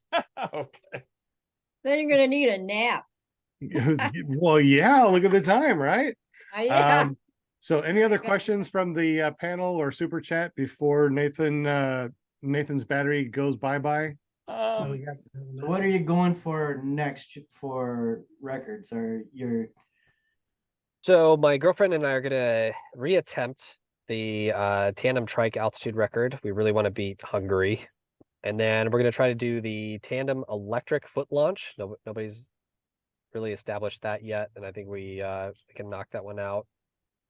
And then we're thinking of doing some time to climb records, just because with the electric as a benchmark, you have endless power, and I think that can really blow some records out of the water and establish maybe my objective of all this is I know a lot of people are anti-electric, and I get it. I'm an exhaust note kind of guy. I like hearing an exhaust note. Like I have an open cockpit airplane that I fly that looks like it came out of World War I, and there's something visceral about the smell of avgas and oil and wind in your face and all that. And when you get to electric, it's like humming and it's quiet. So it's a completely different variable. But I think when it comes to making a beneficial impact on the community, having a less noisy setup might make people on the ground approve of people flying, because I think we're at a turning point in a lot of areas where people are losing flying sites because too noisy, and I get that. And as much as I want to like go into a boxing ring with these Karens, that seldomly works. So I think if we could find a reason to continue flying at these sites with a much quieter setup, and in my opinion, if you could get an electric paramotor to go 2 hours, have a quick charge system, have interchangeable battery packs. I think you have a winning recipe for something that you can just throw in the back of your car and go fly. That right there would be a game changer in my opinion. Totally agree. And be able to bolt on a light trike. Yes. I know 4-cycle motors, the gas mileage on those things is crazy. I couldn't believe how much more gas I used compared to somebody that I know that flies with a 4-cycle motor. He still had over half a tank and I was on empty. I'm like, really? And no pre-mixing. You don't have to, and they're pretty fascinating setups too. The downfall is the rebuild cost on a 4-stroke is still marginally high just because you have valve system and whatnot. Yeah. But when do you do that? Every 1,000 hours opposed to what we do on a 2-stroke. That's true. The longevity is much better. Yeah. But they weigh a lot. So before y'all run out and buy a 4-cycle, they're heavy. They need to go on. They need to go on a trike or a quad for sure. Yeah, they are heavy. I put How that thing heavy on. is I was that? like, oh hell no, I'm not. But- I'm But not they putting sound. one But they on. sound amazing. They sound amazing. They sound like a real airplane. They do sound good. Yeah. I'll never forget that when so back in 2019, Bear Grylls and I and a group of guys flew through Corona Arch, and this guy shows up in this trike that looked like it was literally made from Harbor Freight, and he had it said Vanguard on the back, and it was a V twin, and I'm pretty sure it was a generator motor, and it was on a trike, and he takes off from this like sketchy like zone, and Bear's looking at this guy like, what is this guy doing? And he gets off and he's all over the place and he gets airborne, and then he like takes off for the arch, and you could hear this 4-stroke echo. It sounded like a Harley Davidson coming through the canyon. It was ridiculous, but he did it, and he got off the ground fairly fast. So I mean, like, all the power to him. But the Man, look I want on my paramotor to sound like a Harley. That would be yeah. So how heavy is the SP-140? I believe textbook weight on it with battery was about 76 pounds, give or take. But like I said, it felt like my top 80. It really, really well balanced with the CG, and the harness was just your standard paramotor harness. Frame was amazing. Besides the throttle, and I think you can even download a program update to smooth out the throttle. Besides that, there's not a single thing I would change on that unit. It's fantastic. Well, when Yeah, I'm it's carrying, definitely lighter than a 185 and has a thrust of a 220. Yeah. when I'm carrying lots of fuel, I'm way over that for 75 pounds. I'm Yeah. probably upwards of 120. So Oh, pipes save Not lives. it's not as heavy as I thought it would be. Yeah, I Wow. still like to be able to put fill up my tank on the Atom 80 and get a couple hours of flight on it, even though it's running full throttle almost all the time because I'm a big boy, but I love that Atom 80. Atom 80s are amazing. And has it been fairly reliable for you? Extremely, and I'm about 240 pounds. Wow, that's impressive. I am surprised at the Atom 80 because yeah, I'm the same weight as Sean. Yeah, it'll still get us in the air. It may take a few more steps, but just the throttle control on the 80 compared to the 185 is just so smooth on the 80 because you're not like it's just a nice smooth gradual throttle. I do like the Atom 80, even though I went with the factory R. I did really enjoy the Atom 80. I What- do what want is to the oldest paramotor like any of you guys have flown, like in general? oldest paramotor. I think Yeah. I flew a flat top that had a classic 185 on it. I flew a old Black Hawk, had a Simonini something on it. I don't remember what it was, but it was an old model. I don't think you could get anything as far as on it, but it flew like a champ. Wow. Okay. That Fresh Breeze, that's about the oldest one I've flown, that Fresh Breeze. Yeah, we don't know what. Maybe it's a 2015 Fresh Breeze. I think it's the 202 on it, straight drive. A buddy of mine's got. Do you remember DK Whisper? Yeah. Yeah, he's got a DK Butch, you're Whisper. famous now, I swear. Fly, baby, And- fly. Butch, fly, the guy of the tree. Yes. Was somebody going a tree? Yeah, Yeah, he made a nice landing in a tree. Just he had a motor out and didn't quite make the LZ and ended up in a tree, but it was a great tree landing. It was. That's Yeah, amazing. not a scratch on him, not a scratch on the paramotor. And the thing is, we saw another tree landing that came Couple out. Huh? couple of them. Yeah. And Wow. they didn't walk away without a scratch. They were in the hospital. Mm. So Wow. Yeah, Which- he came out really good. He grabbed hold of that tree and didn't let go. So yeah, he did. Yep. I That's- grabbed onto that thing like a monkey on his mama's back. he ain't going nowhere. Unfortunate. Yep. Uh-oh. All right. Well, before your battery dies, Mr. Nathan, thank you so much for being on the show. We definitely appreciate you. Yes. Thank you for having me, guys.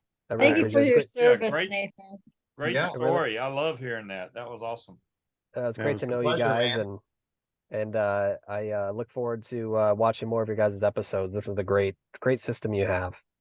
Oh, thanks. Well, you're welcome to come back anytime. Jump in the Zoom on Monday nights. You know where we're at. Absolutely. And Yeah.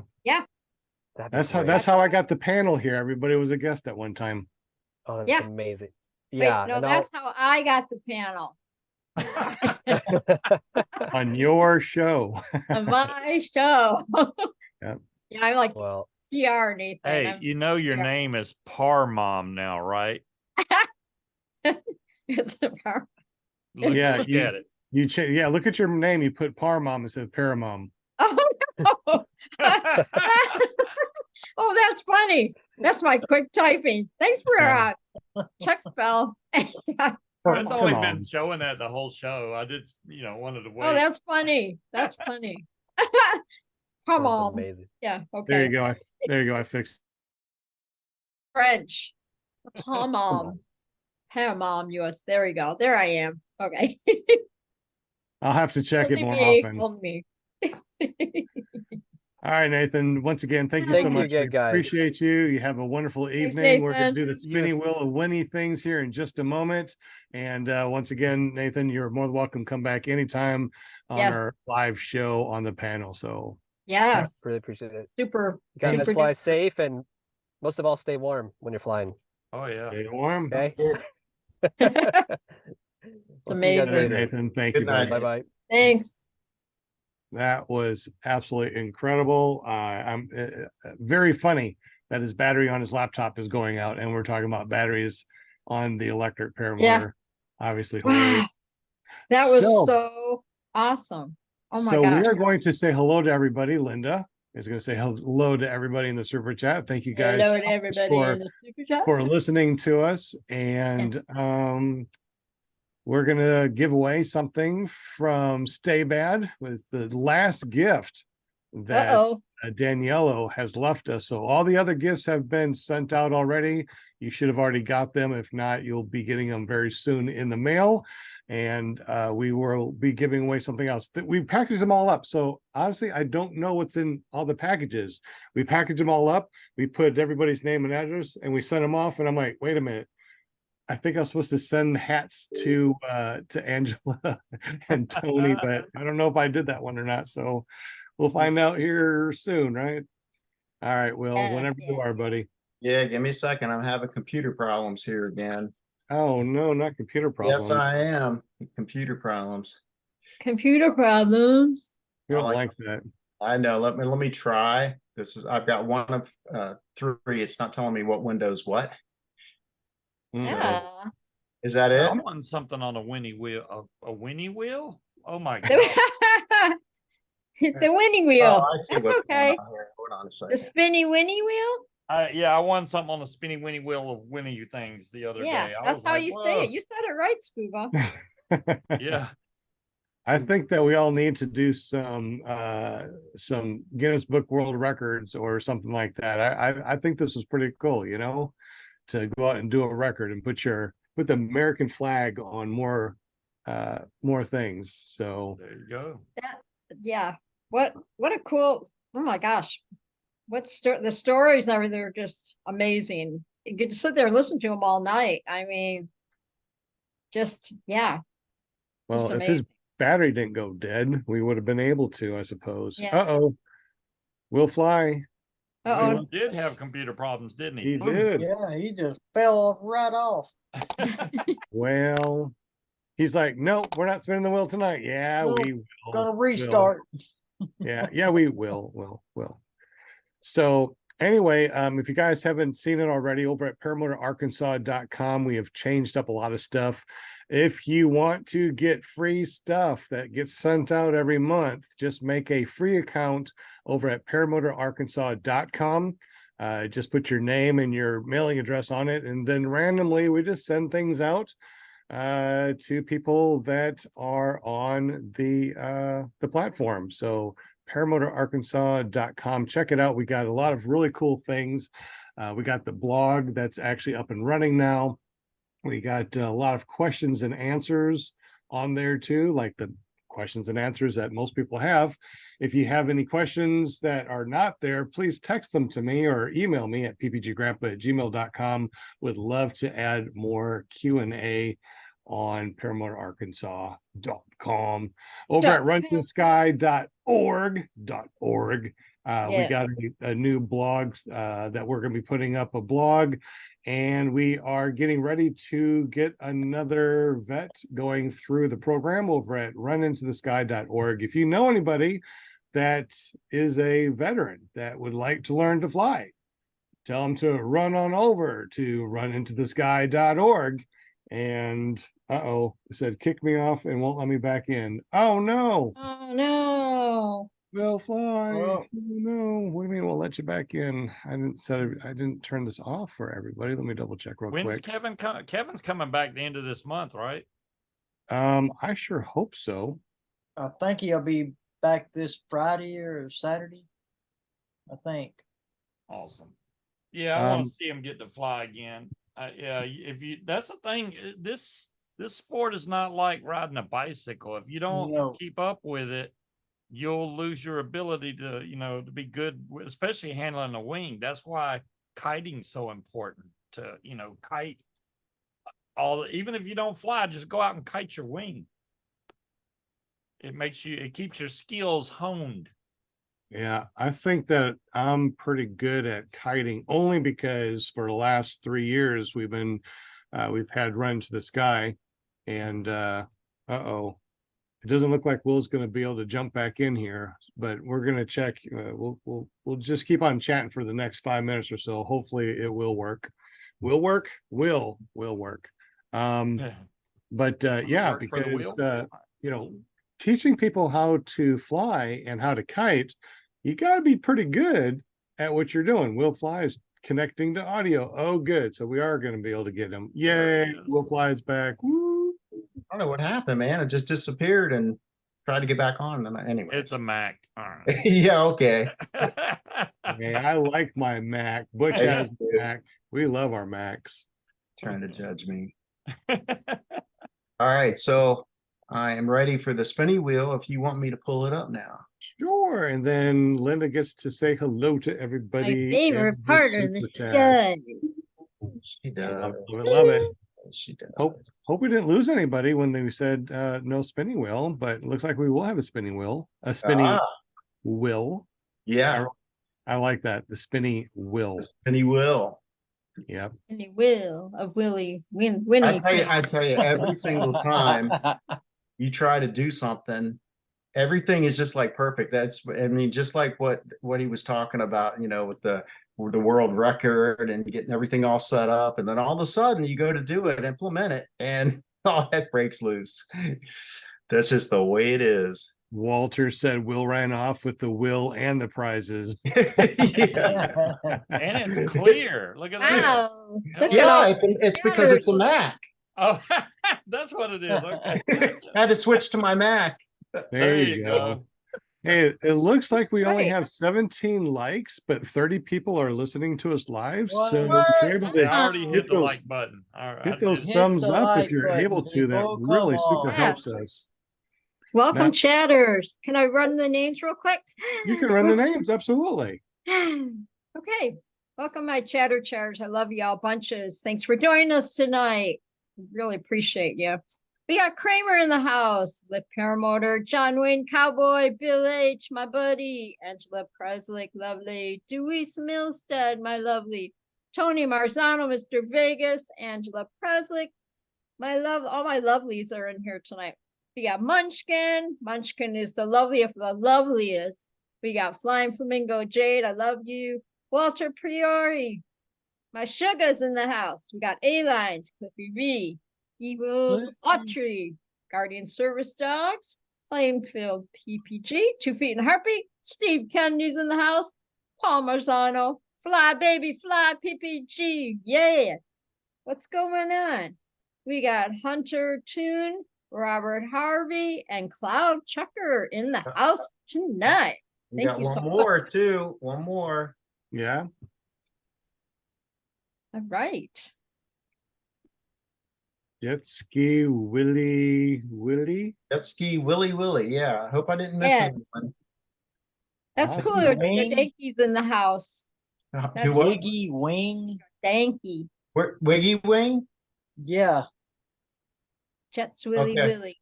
Jet ski Willy If you Willy. guys are watching this online and you don't see your name, please at Will Fly real quick and let us know Yes. that you are here and want to be on the spinny wheel of winning things. Yes.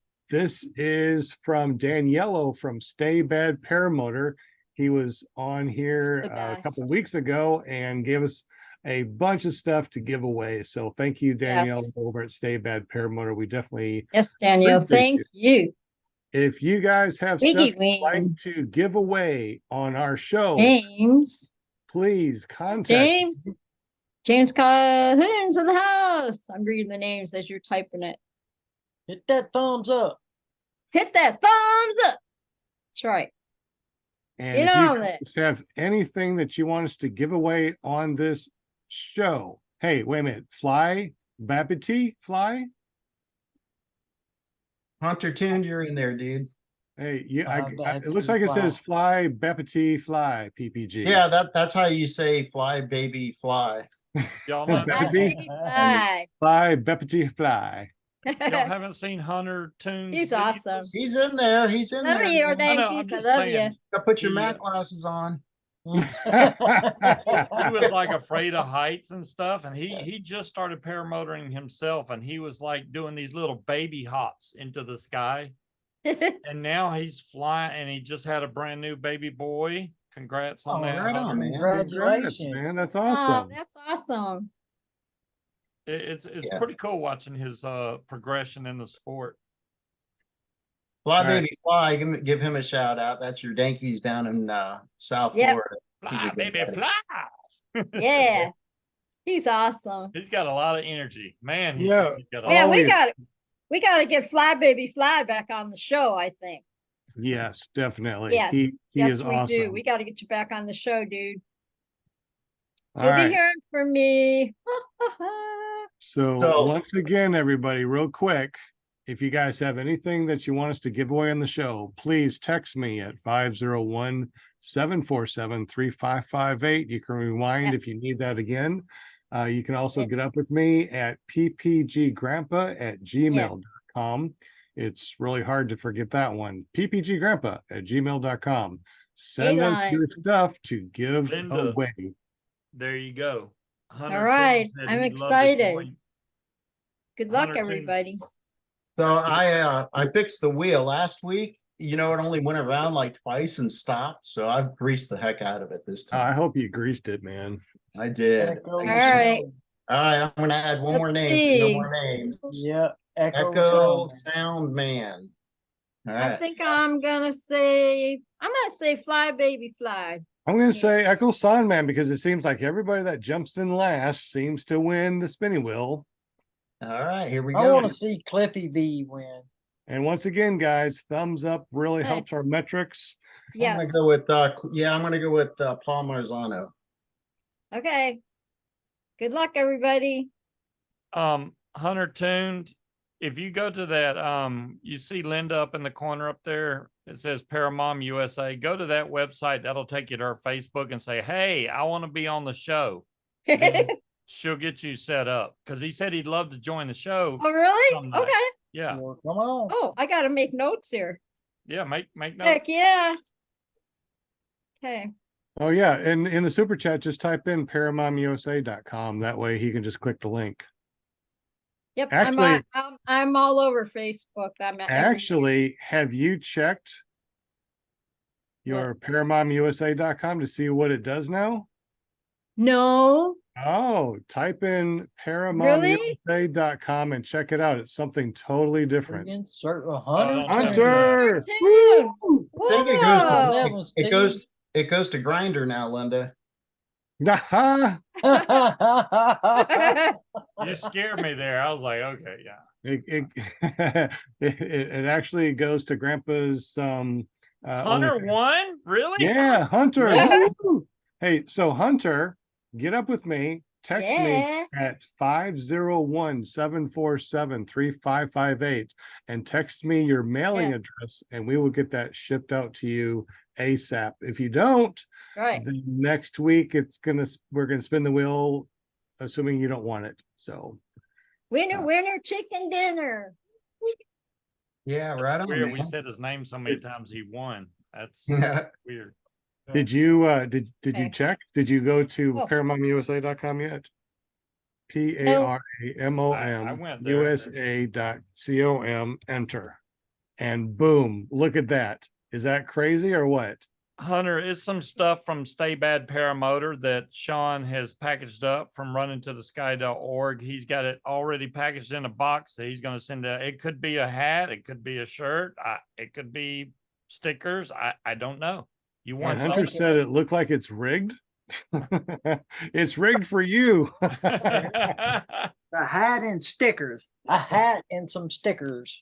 Well, was it the hand stickers or was it the It's, shirt and wing and riser bags?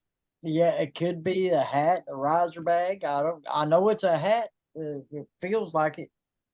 It feels like Oh. a hat. Oh, let's see Yeah. it. Let's see it then. Let's see the box. Yeah, because Hunter definitely likes wearing hats. So you're doing good if you're sending him a hat. Okay. Oh yeah, so that's he's it. like, I can Looks like see a it. hat. Yeah, it feels like a hat. Hey, let's look at the front of the package real quick. What does that show? Look at that. Right into the sky. Woo! There you So- go, Hunter. That's cool. So remember, this podcast is now part of Run to the Sky nonprofit. Runtothesky.org is to help veterans to learn to fly. So if you know a veteran, a disabled veteran that wants to learn to fly, tell them to run over to runtothesky.org, fill out their information, and we will get back with you. We got how many people in the queue now, Butch? 12 to 14. I don't remember exactly. I think it's 12 or 14. So we're waiting for people to schedule their time. I know it's winter time and a lot of people don't want to come out and train during the winter time. But people do, sometimes we get some nice weather. It's been in the 70s and 80s this last week. Today it's raining a little bit, so weather dependent. It doesn't take very long, between a 7 to 14 day class, depending on what you want. Forever tuition. Once you are a student, always a student. Come back for more flying opportunities, like advanced classes that come up. They're all for free over at paramotorarkansas.com and runintothesky.org. Check them out. Anything else before we say goodbye Yeah, tonight? happy Thanksgiving to everybody in chat. Happy and family. Thanksgiving. Happy Thanksgiving. Thanksgiving. Absolutely. How many Thanksgivings do you guys have in November? I have at least 2. This month it's going to be this year is going to be 4. So we did one Thanksgiving a week ago. We did another Thanksgiving tonight. We're going to do another Thanksgiving for the family and extended family, and then we're going to do another Thanksgiving over at Run to the Sky schools. So if you are an alumni, if you are a student, if you would just want to come by and check us out, go to Nice. runtothesky.org and swing on over for a potluck type of Thanksgiving. We got the turkey on the Pit Boss. I don't know if you guys Turkey. if you guys, oh my gosh, if you guys the Pit But Boss, he already ate all that. smoke, dude, I'm telling you, man, that Pit Boss is Hey, I amazing. might gain some weight. You need to eat a few turkeys Butch. Yeah, I'm trying. Man, I'm telling you, I love turkeys, but only for the month of November. It's like I really don't feel it for a whole year. I mean, turkey is pretty much a November thing. How about you guys? Are you a turkey people? Are you turkey people? Do you like turkey? Thanksgiving a for me turkey? means the Air Force Base will be closed. I'm gonna try to fly. That's what that means for me. Ah, It's a holiday, so they're definitely closed. So if it's nice weather, I'm flying. Hey, Yeah, buddy. absolutely. cool. All right. Turkey, gobble, gobble. Turkey. This was But we all fun. got a lot to be thankful for. You know, we didn't die Amen. flying a paramotor. Butch didn't die flying a paramotor. We got lots to be thankful for. So I Yeah, can't sure. imagine what we are going to be doing over this next year. So next year, season 5 of this November for Thanksgiving. Amazing. I can't imagine what is going to happen between now and then.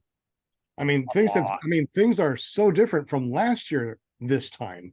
I mean, last year this time to now, my gosh. Oh, yeah. Yeah. oh life- yeah, you got Well- the eclipse flying coming up. You got to Yeah. travel to all these fly-ins. That y'all got to get ready for all this.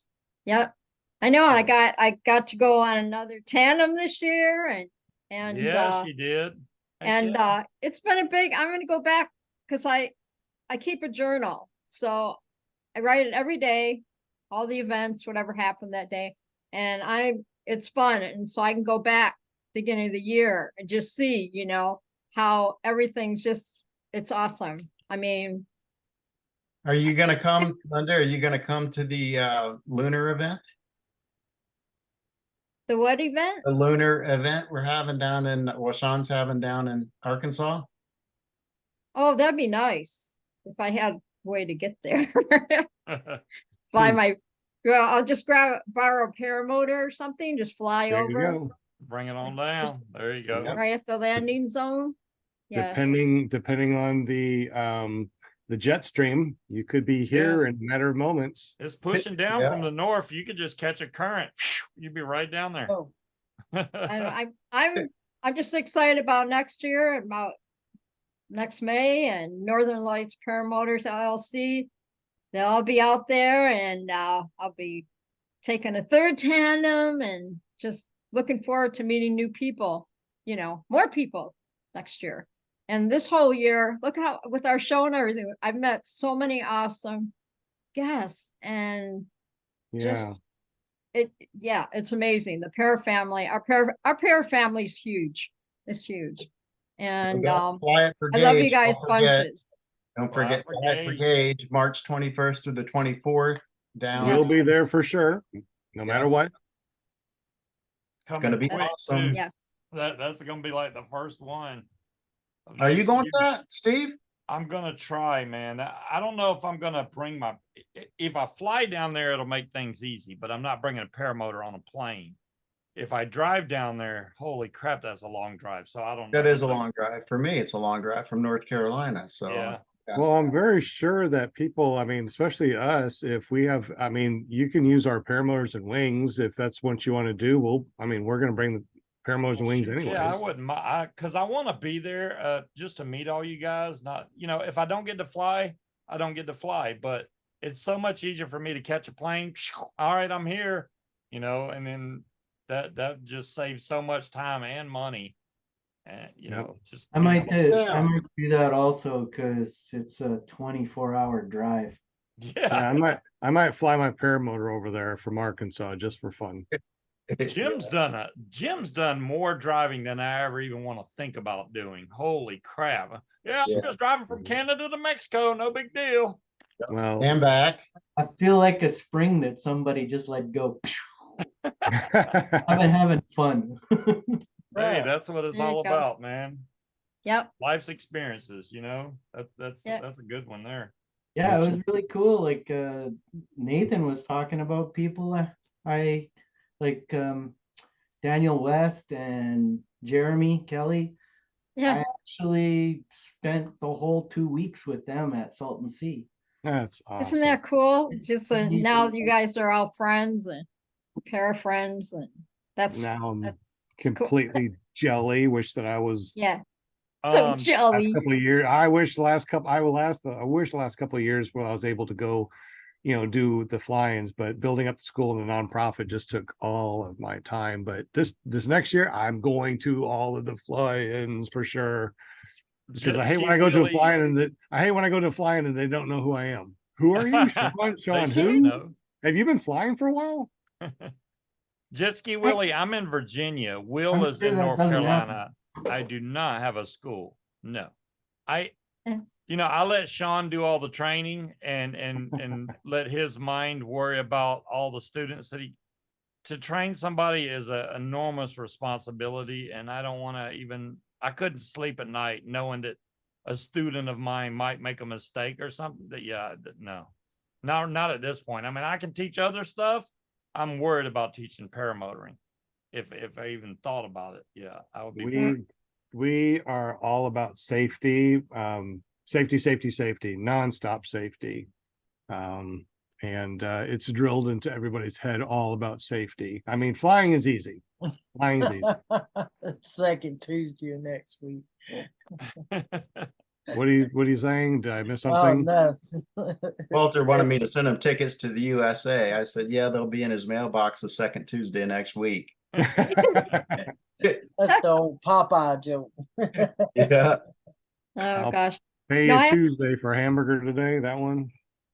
I have to say though, thank you, Jim, for getting Sonny Nathan over to me. And like I said, peeps, it's easy.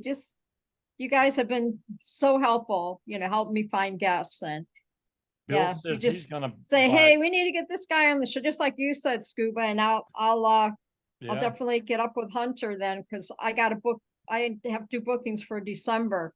So Yeah, Hunter will December be 25th is a Monday, so I don't think we're gonna have a show because that's Christmas Day. Probably not. And that would be our last show of the year, I think. So, right? I mean, is that our last show? Yeah, December 25th, or is there another Monday? And nope. No, that would be The it. last- Oh, that would be it. It's Yeah. the first would be the next Monday.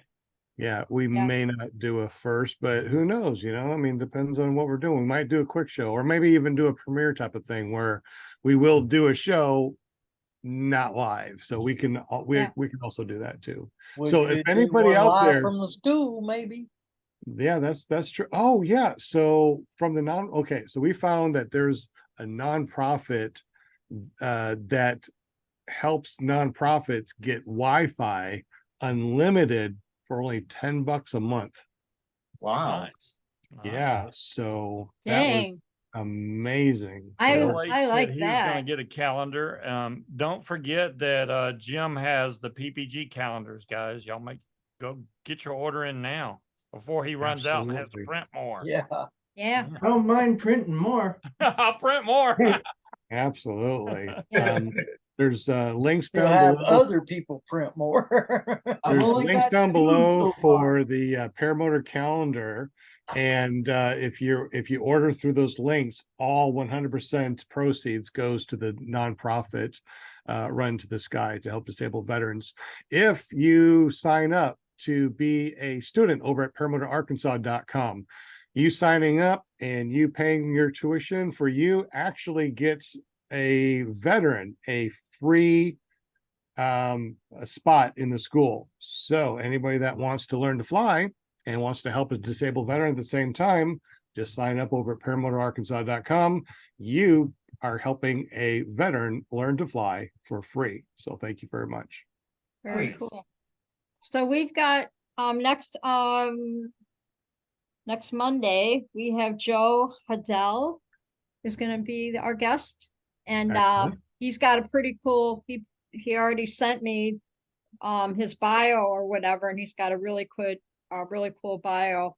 And I think that's what I just, this was back in July. I think I had asked him to come on the show, and he was busy, had things going on, but I still have his bio in here in my DM, and so it's cool. So I'm not going to give any secrets away, but I think it's going to be a really fun show. So I'm looking forward. He's really excited to be on the show. So he's from Indiana. So yeah. So then we start December over, and we'll just talk about maybe we'll just have, how do they call, open mic, if sometime maybe the first of the month or whatever of December 4th, just have yeah, it's Gonna up be to you the guys. battle of the cold Open weather topic. flights. Open topic. Yes. I like the Wheel open against topics. scuba. So Wow. anyway, that's it. That's all I That's had to say. Awesome. Awesome opossum. Yeah. Anything from you, Butchfly? What? All right, maybe not Butchfly. All right. How about Scuba Steve? No. I mean, I'm good. We already talked about the show I do on Fridays, 8 to 10 Eastern Standard Time. Just go to paramotordude.com. That takes you over to my YouTube channel. And I'm hoping to get to fly this Thanksgiving. If the weather is right, I'm in the air. Guaranteed I will be in the air. I may not even take the trike because I want to, I did get that one trike flight, but I want to do another foot launch from that park that's right behind the house and There you fly go. longer than 10 minutes. Last time it was so bumpy, I had to come back down. But How bumpy was it? Because I find some really bumpy stuff and I forget newbies and what bumpy feels like to you. So what is bumpy Well, to you? okay, that's a good question. Bumpy Does to me, wingtips go in and collapse on your bumpy or what? well, on that bumpy where I landed at that fly-in, yes, that was an extreme. That one was total butt pucker right there. So, but this bumpy was just rocking me around a lot, and I was literally flying for the neighbors that wanted to see me fly, and there was no reason for me to stay up in that. But I got a pretty good tolerance now. I'm flown enough to where I can feel the bumps. If it's a little bit, it doesn't bother me at all. When it starts rocking me every 2 or 3 seconds, then I'm like, that's a little much, and I'll just land. I just don't want to push it. Okay, that's a interesting question. I'm going to ask Butch too. So Butch, as far as bumps, what is your tolerance and how much bumpy do you bump? I mean, you've had some wingtip collapses. And Yeah, I've had a few wingtip collapses, and it usually doesn't bother me that bad. I'm trying to hold on for the carnival ride. When I start losing my gut, that's a little bit too bumpy. Yeah. Gotcha. Yeah, that's the whole thing. When you start rocking back and forth and you can feel the wing dropping on one side and the other side, that's a little much. And it's like, yeah, I think I'll just land. Do you hold pressure? Do you hold pressure on the wing so it doesn't do so much bouncing? Yes, I keep pressure. I rarely let pressure off of my, I'll keep my hands up, but if I feel any bumps or anything, I make sure to put the slightest bit of pressure on the wing. I don't want it to collapse in on one side, so I keep a little bit of pressure on there. How do you keep your trims when there's bumps?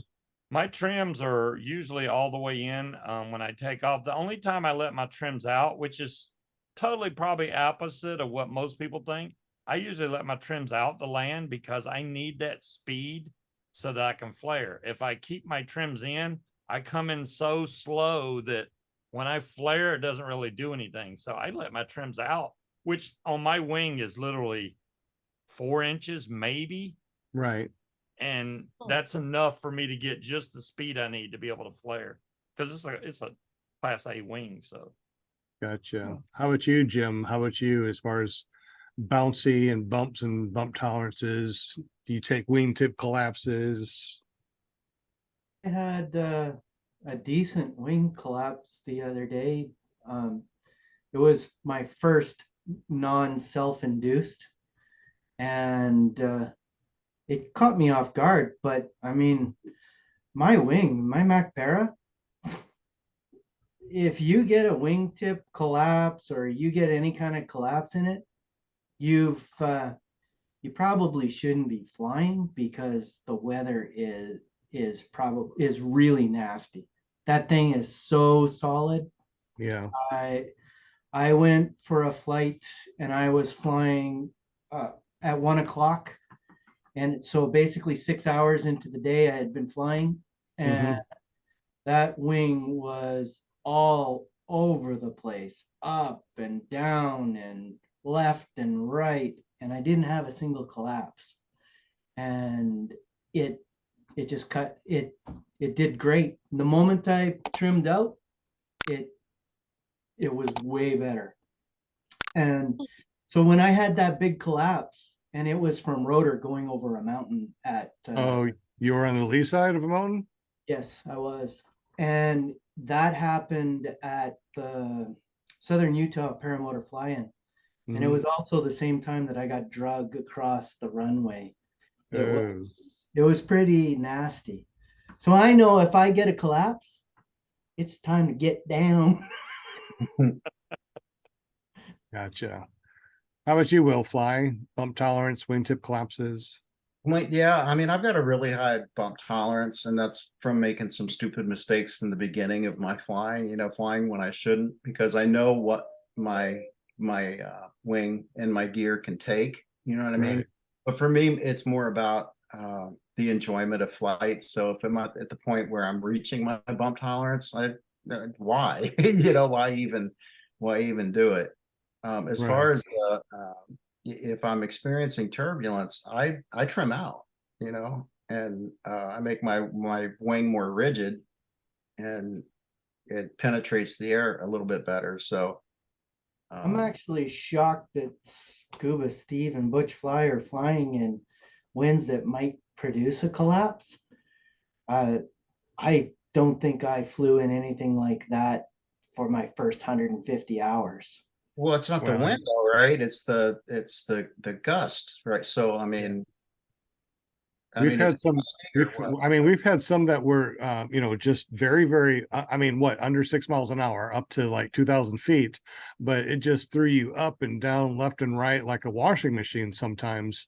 But, the wind, it was like six, maybe what, 5 gust 6 or 4 gust 6. I mean, very, very mild that you think it'd be nothing, Wow. but you'd go up and be tossed around like it was a washing machine. Matter of fact, one day I went up like that too. It's so smooth on the ground, and I got up there, and Butch was even like, "Holy smokes, you're bouncing all around." We went to ppg.report, windy, Ventu Sky, all the winds aloft, Ryan Carlton. It was all just laminar wind all the way up that you would not even know that there was any type of bounce, but it bounced around like threw me around like I was a rag doll. I'm And with Will. If it's not fun, that's when I land. If it Right. gets too bumpy to where it's not fun anymore, I'm landing. well, you saw that when we were over at the Veterans Museum, and we went up for I went up for a flight to fly around, and because we're gonna be throwing candy and uh, parachute guys off the paramotor, for kids, right? So we went up there, and it was only a 12-minute flight, and I was just tossed around like a rag doll on that flight too. And I mean, that's one that I don't think Butch would have enjoyed at all, but I bounced around a lot. Matter of fact, on my landing, I must have dropped 20, 30 feet for that landing, Yeah, because there's so straight much down. up and straight down. Thank God I had a good Full flare. power. Yeah, full power, went straight down about 30 feet, but landed pretty easy. Some of the worst launches for me are the light but switchy winds. Those things they just drive you nuts, man. I mean, the way it's like little wind, right? But if it's Yeah. switchy, similar. I mean, moonshiners is similar to that, but the wind's a little heavier. It's not, light switchy, but they can really fool you. The light switchy wind. Are you still on the Colorado too? I am on the original Colorado. Sorry, the Colorado. Yeah, the original Colorado, it was apparently really quite difficult to deal with that. Mm-hmm. Yeah, a little more of a challenge to launch than the Charger. And the Samurai. Yeah, but I still love the wing. They fixed it though. Apparently it's much better now. story of my life, man. You buy one and the next model, oh, they fixed that problem. Yeah, okay. That's anything. I mean, that's your car. That's anything. Yeah, That's your yeah. iPhone. I mean, that's everything. Every model next is much better. Yeah. Oh well. The That's all I charger get. is exceptionally heavy. Like it takes a while for it to come up, and especially if the air is thick, you can see a major difference. But when it gets up there, if you start running, it goes straight. Like whichever the strong, like it just goes. It doesn't matter if it's a 90-degree wind, it doesn't matter. You can just go and it goes. It's awesome. That's You're talking about the the one or Colorado the two. second. So one or the two. That's the charger. Oh, the Charger 2 though. No, I have a charger. Okay. The Yeah, Charger 2 is a little bit lighter because it has a lighter fabric on the underside. So it might come up faster.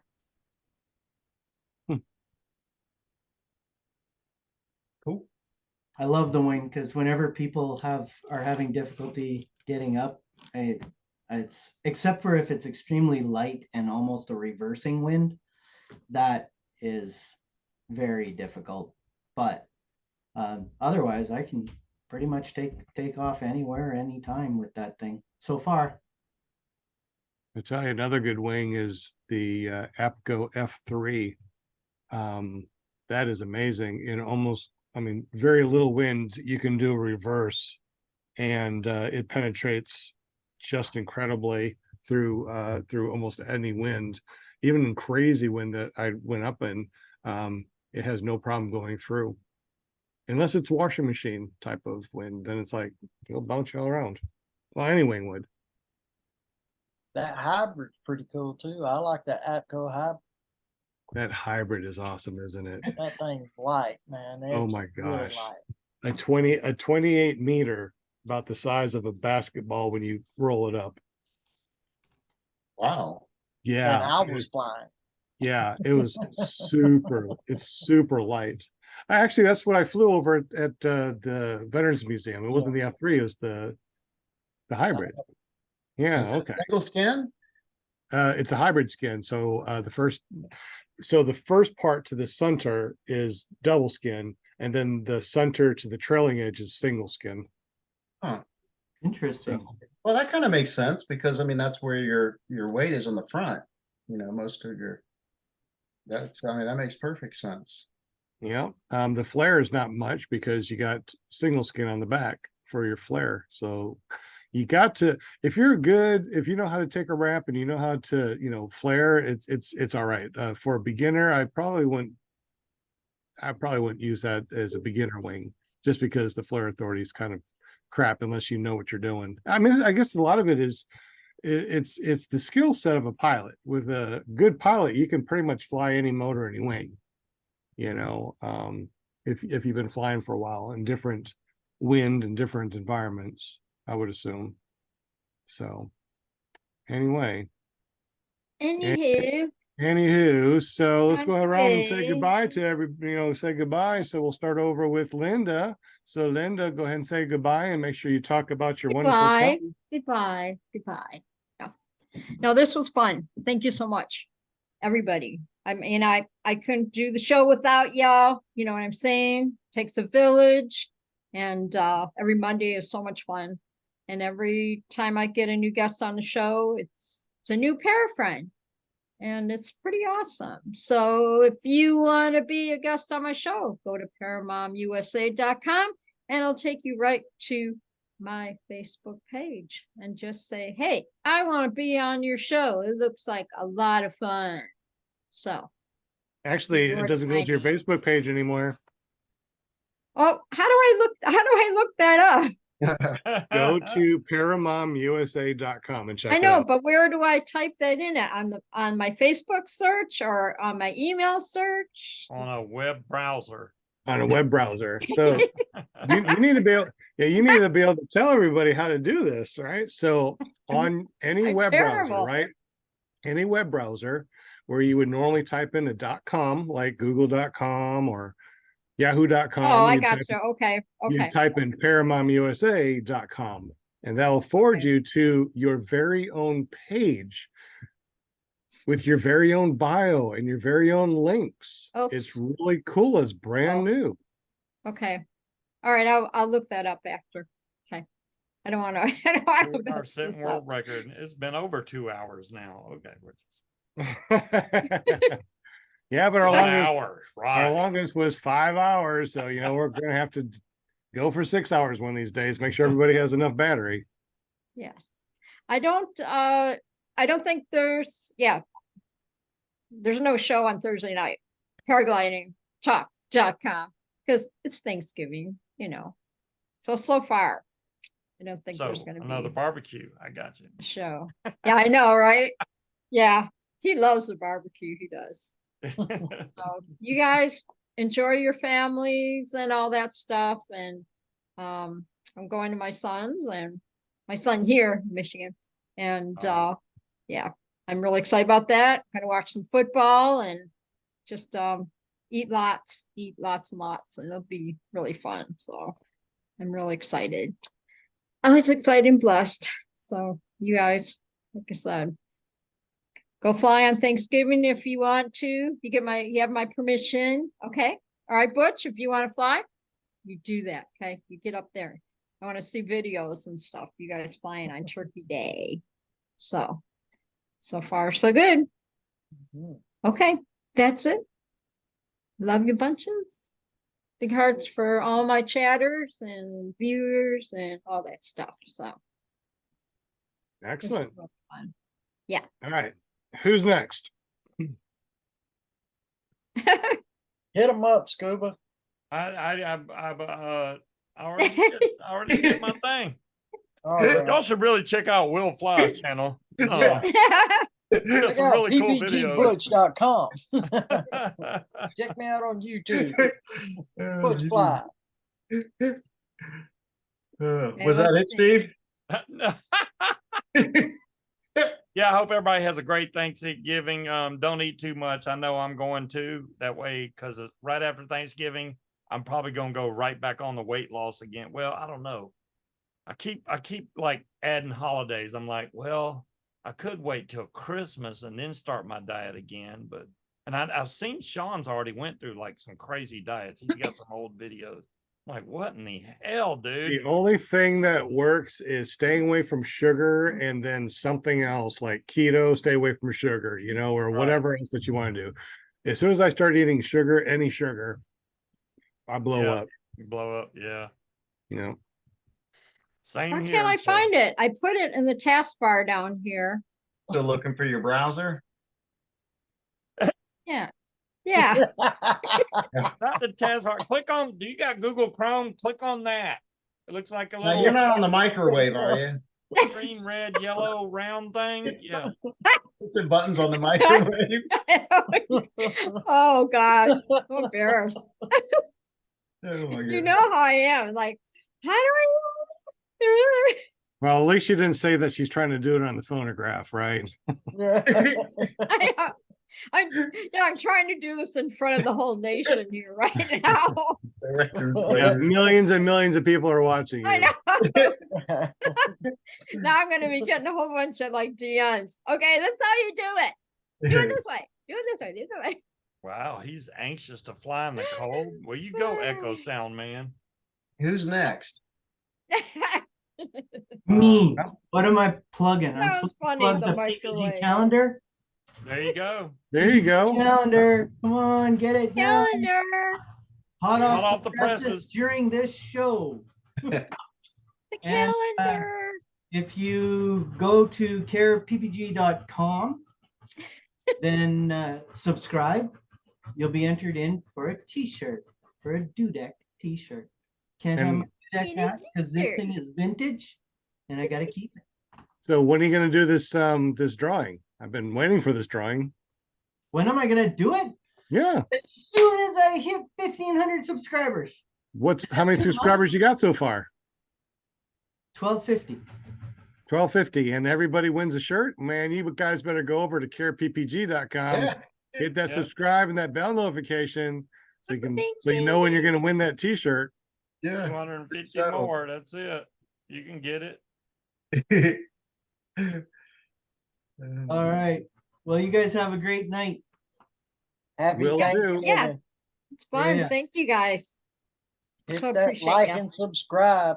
Definitely. Don't forget willflyppg.com, Scuba Steve over at paramotordude.com, Butchfly over at ppgbutch.com, me, Sean Simons over at seansimons.com or ppggrandpa.com, Linda over at paramomusa.com. There's our .coms. And of course, don't forget, runtothesky.org.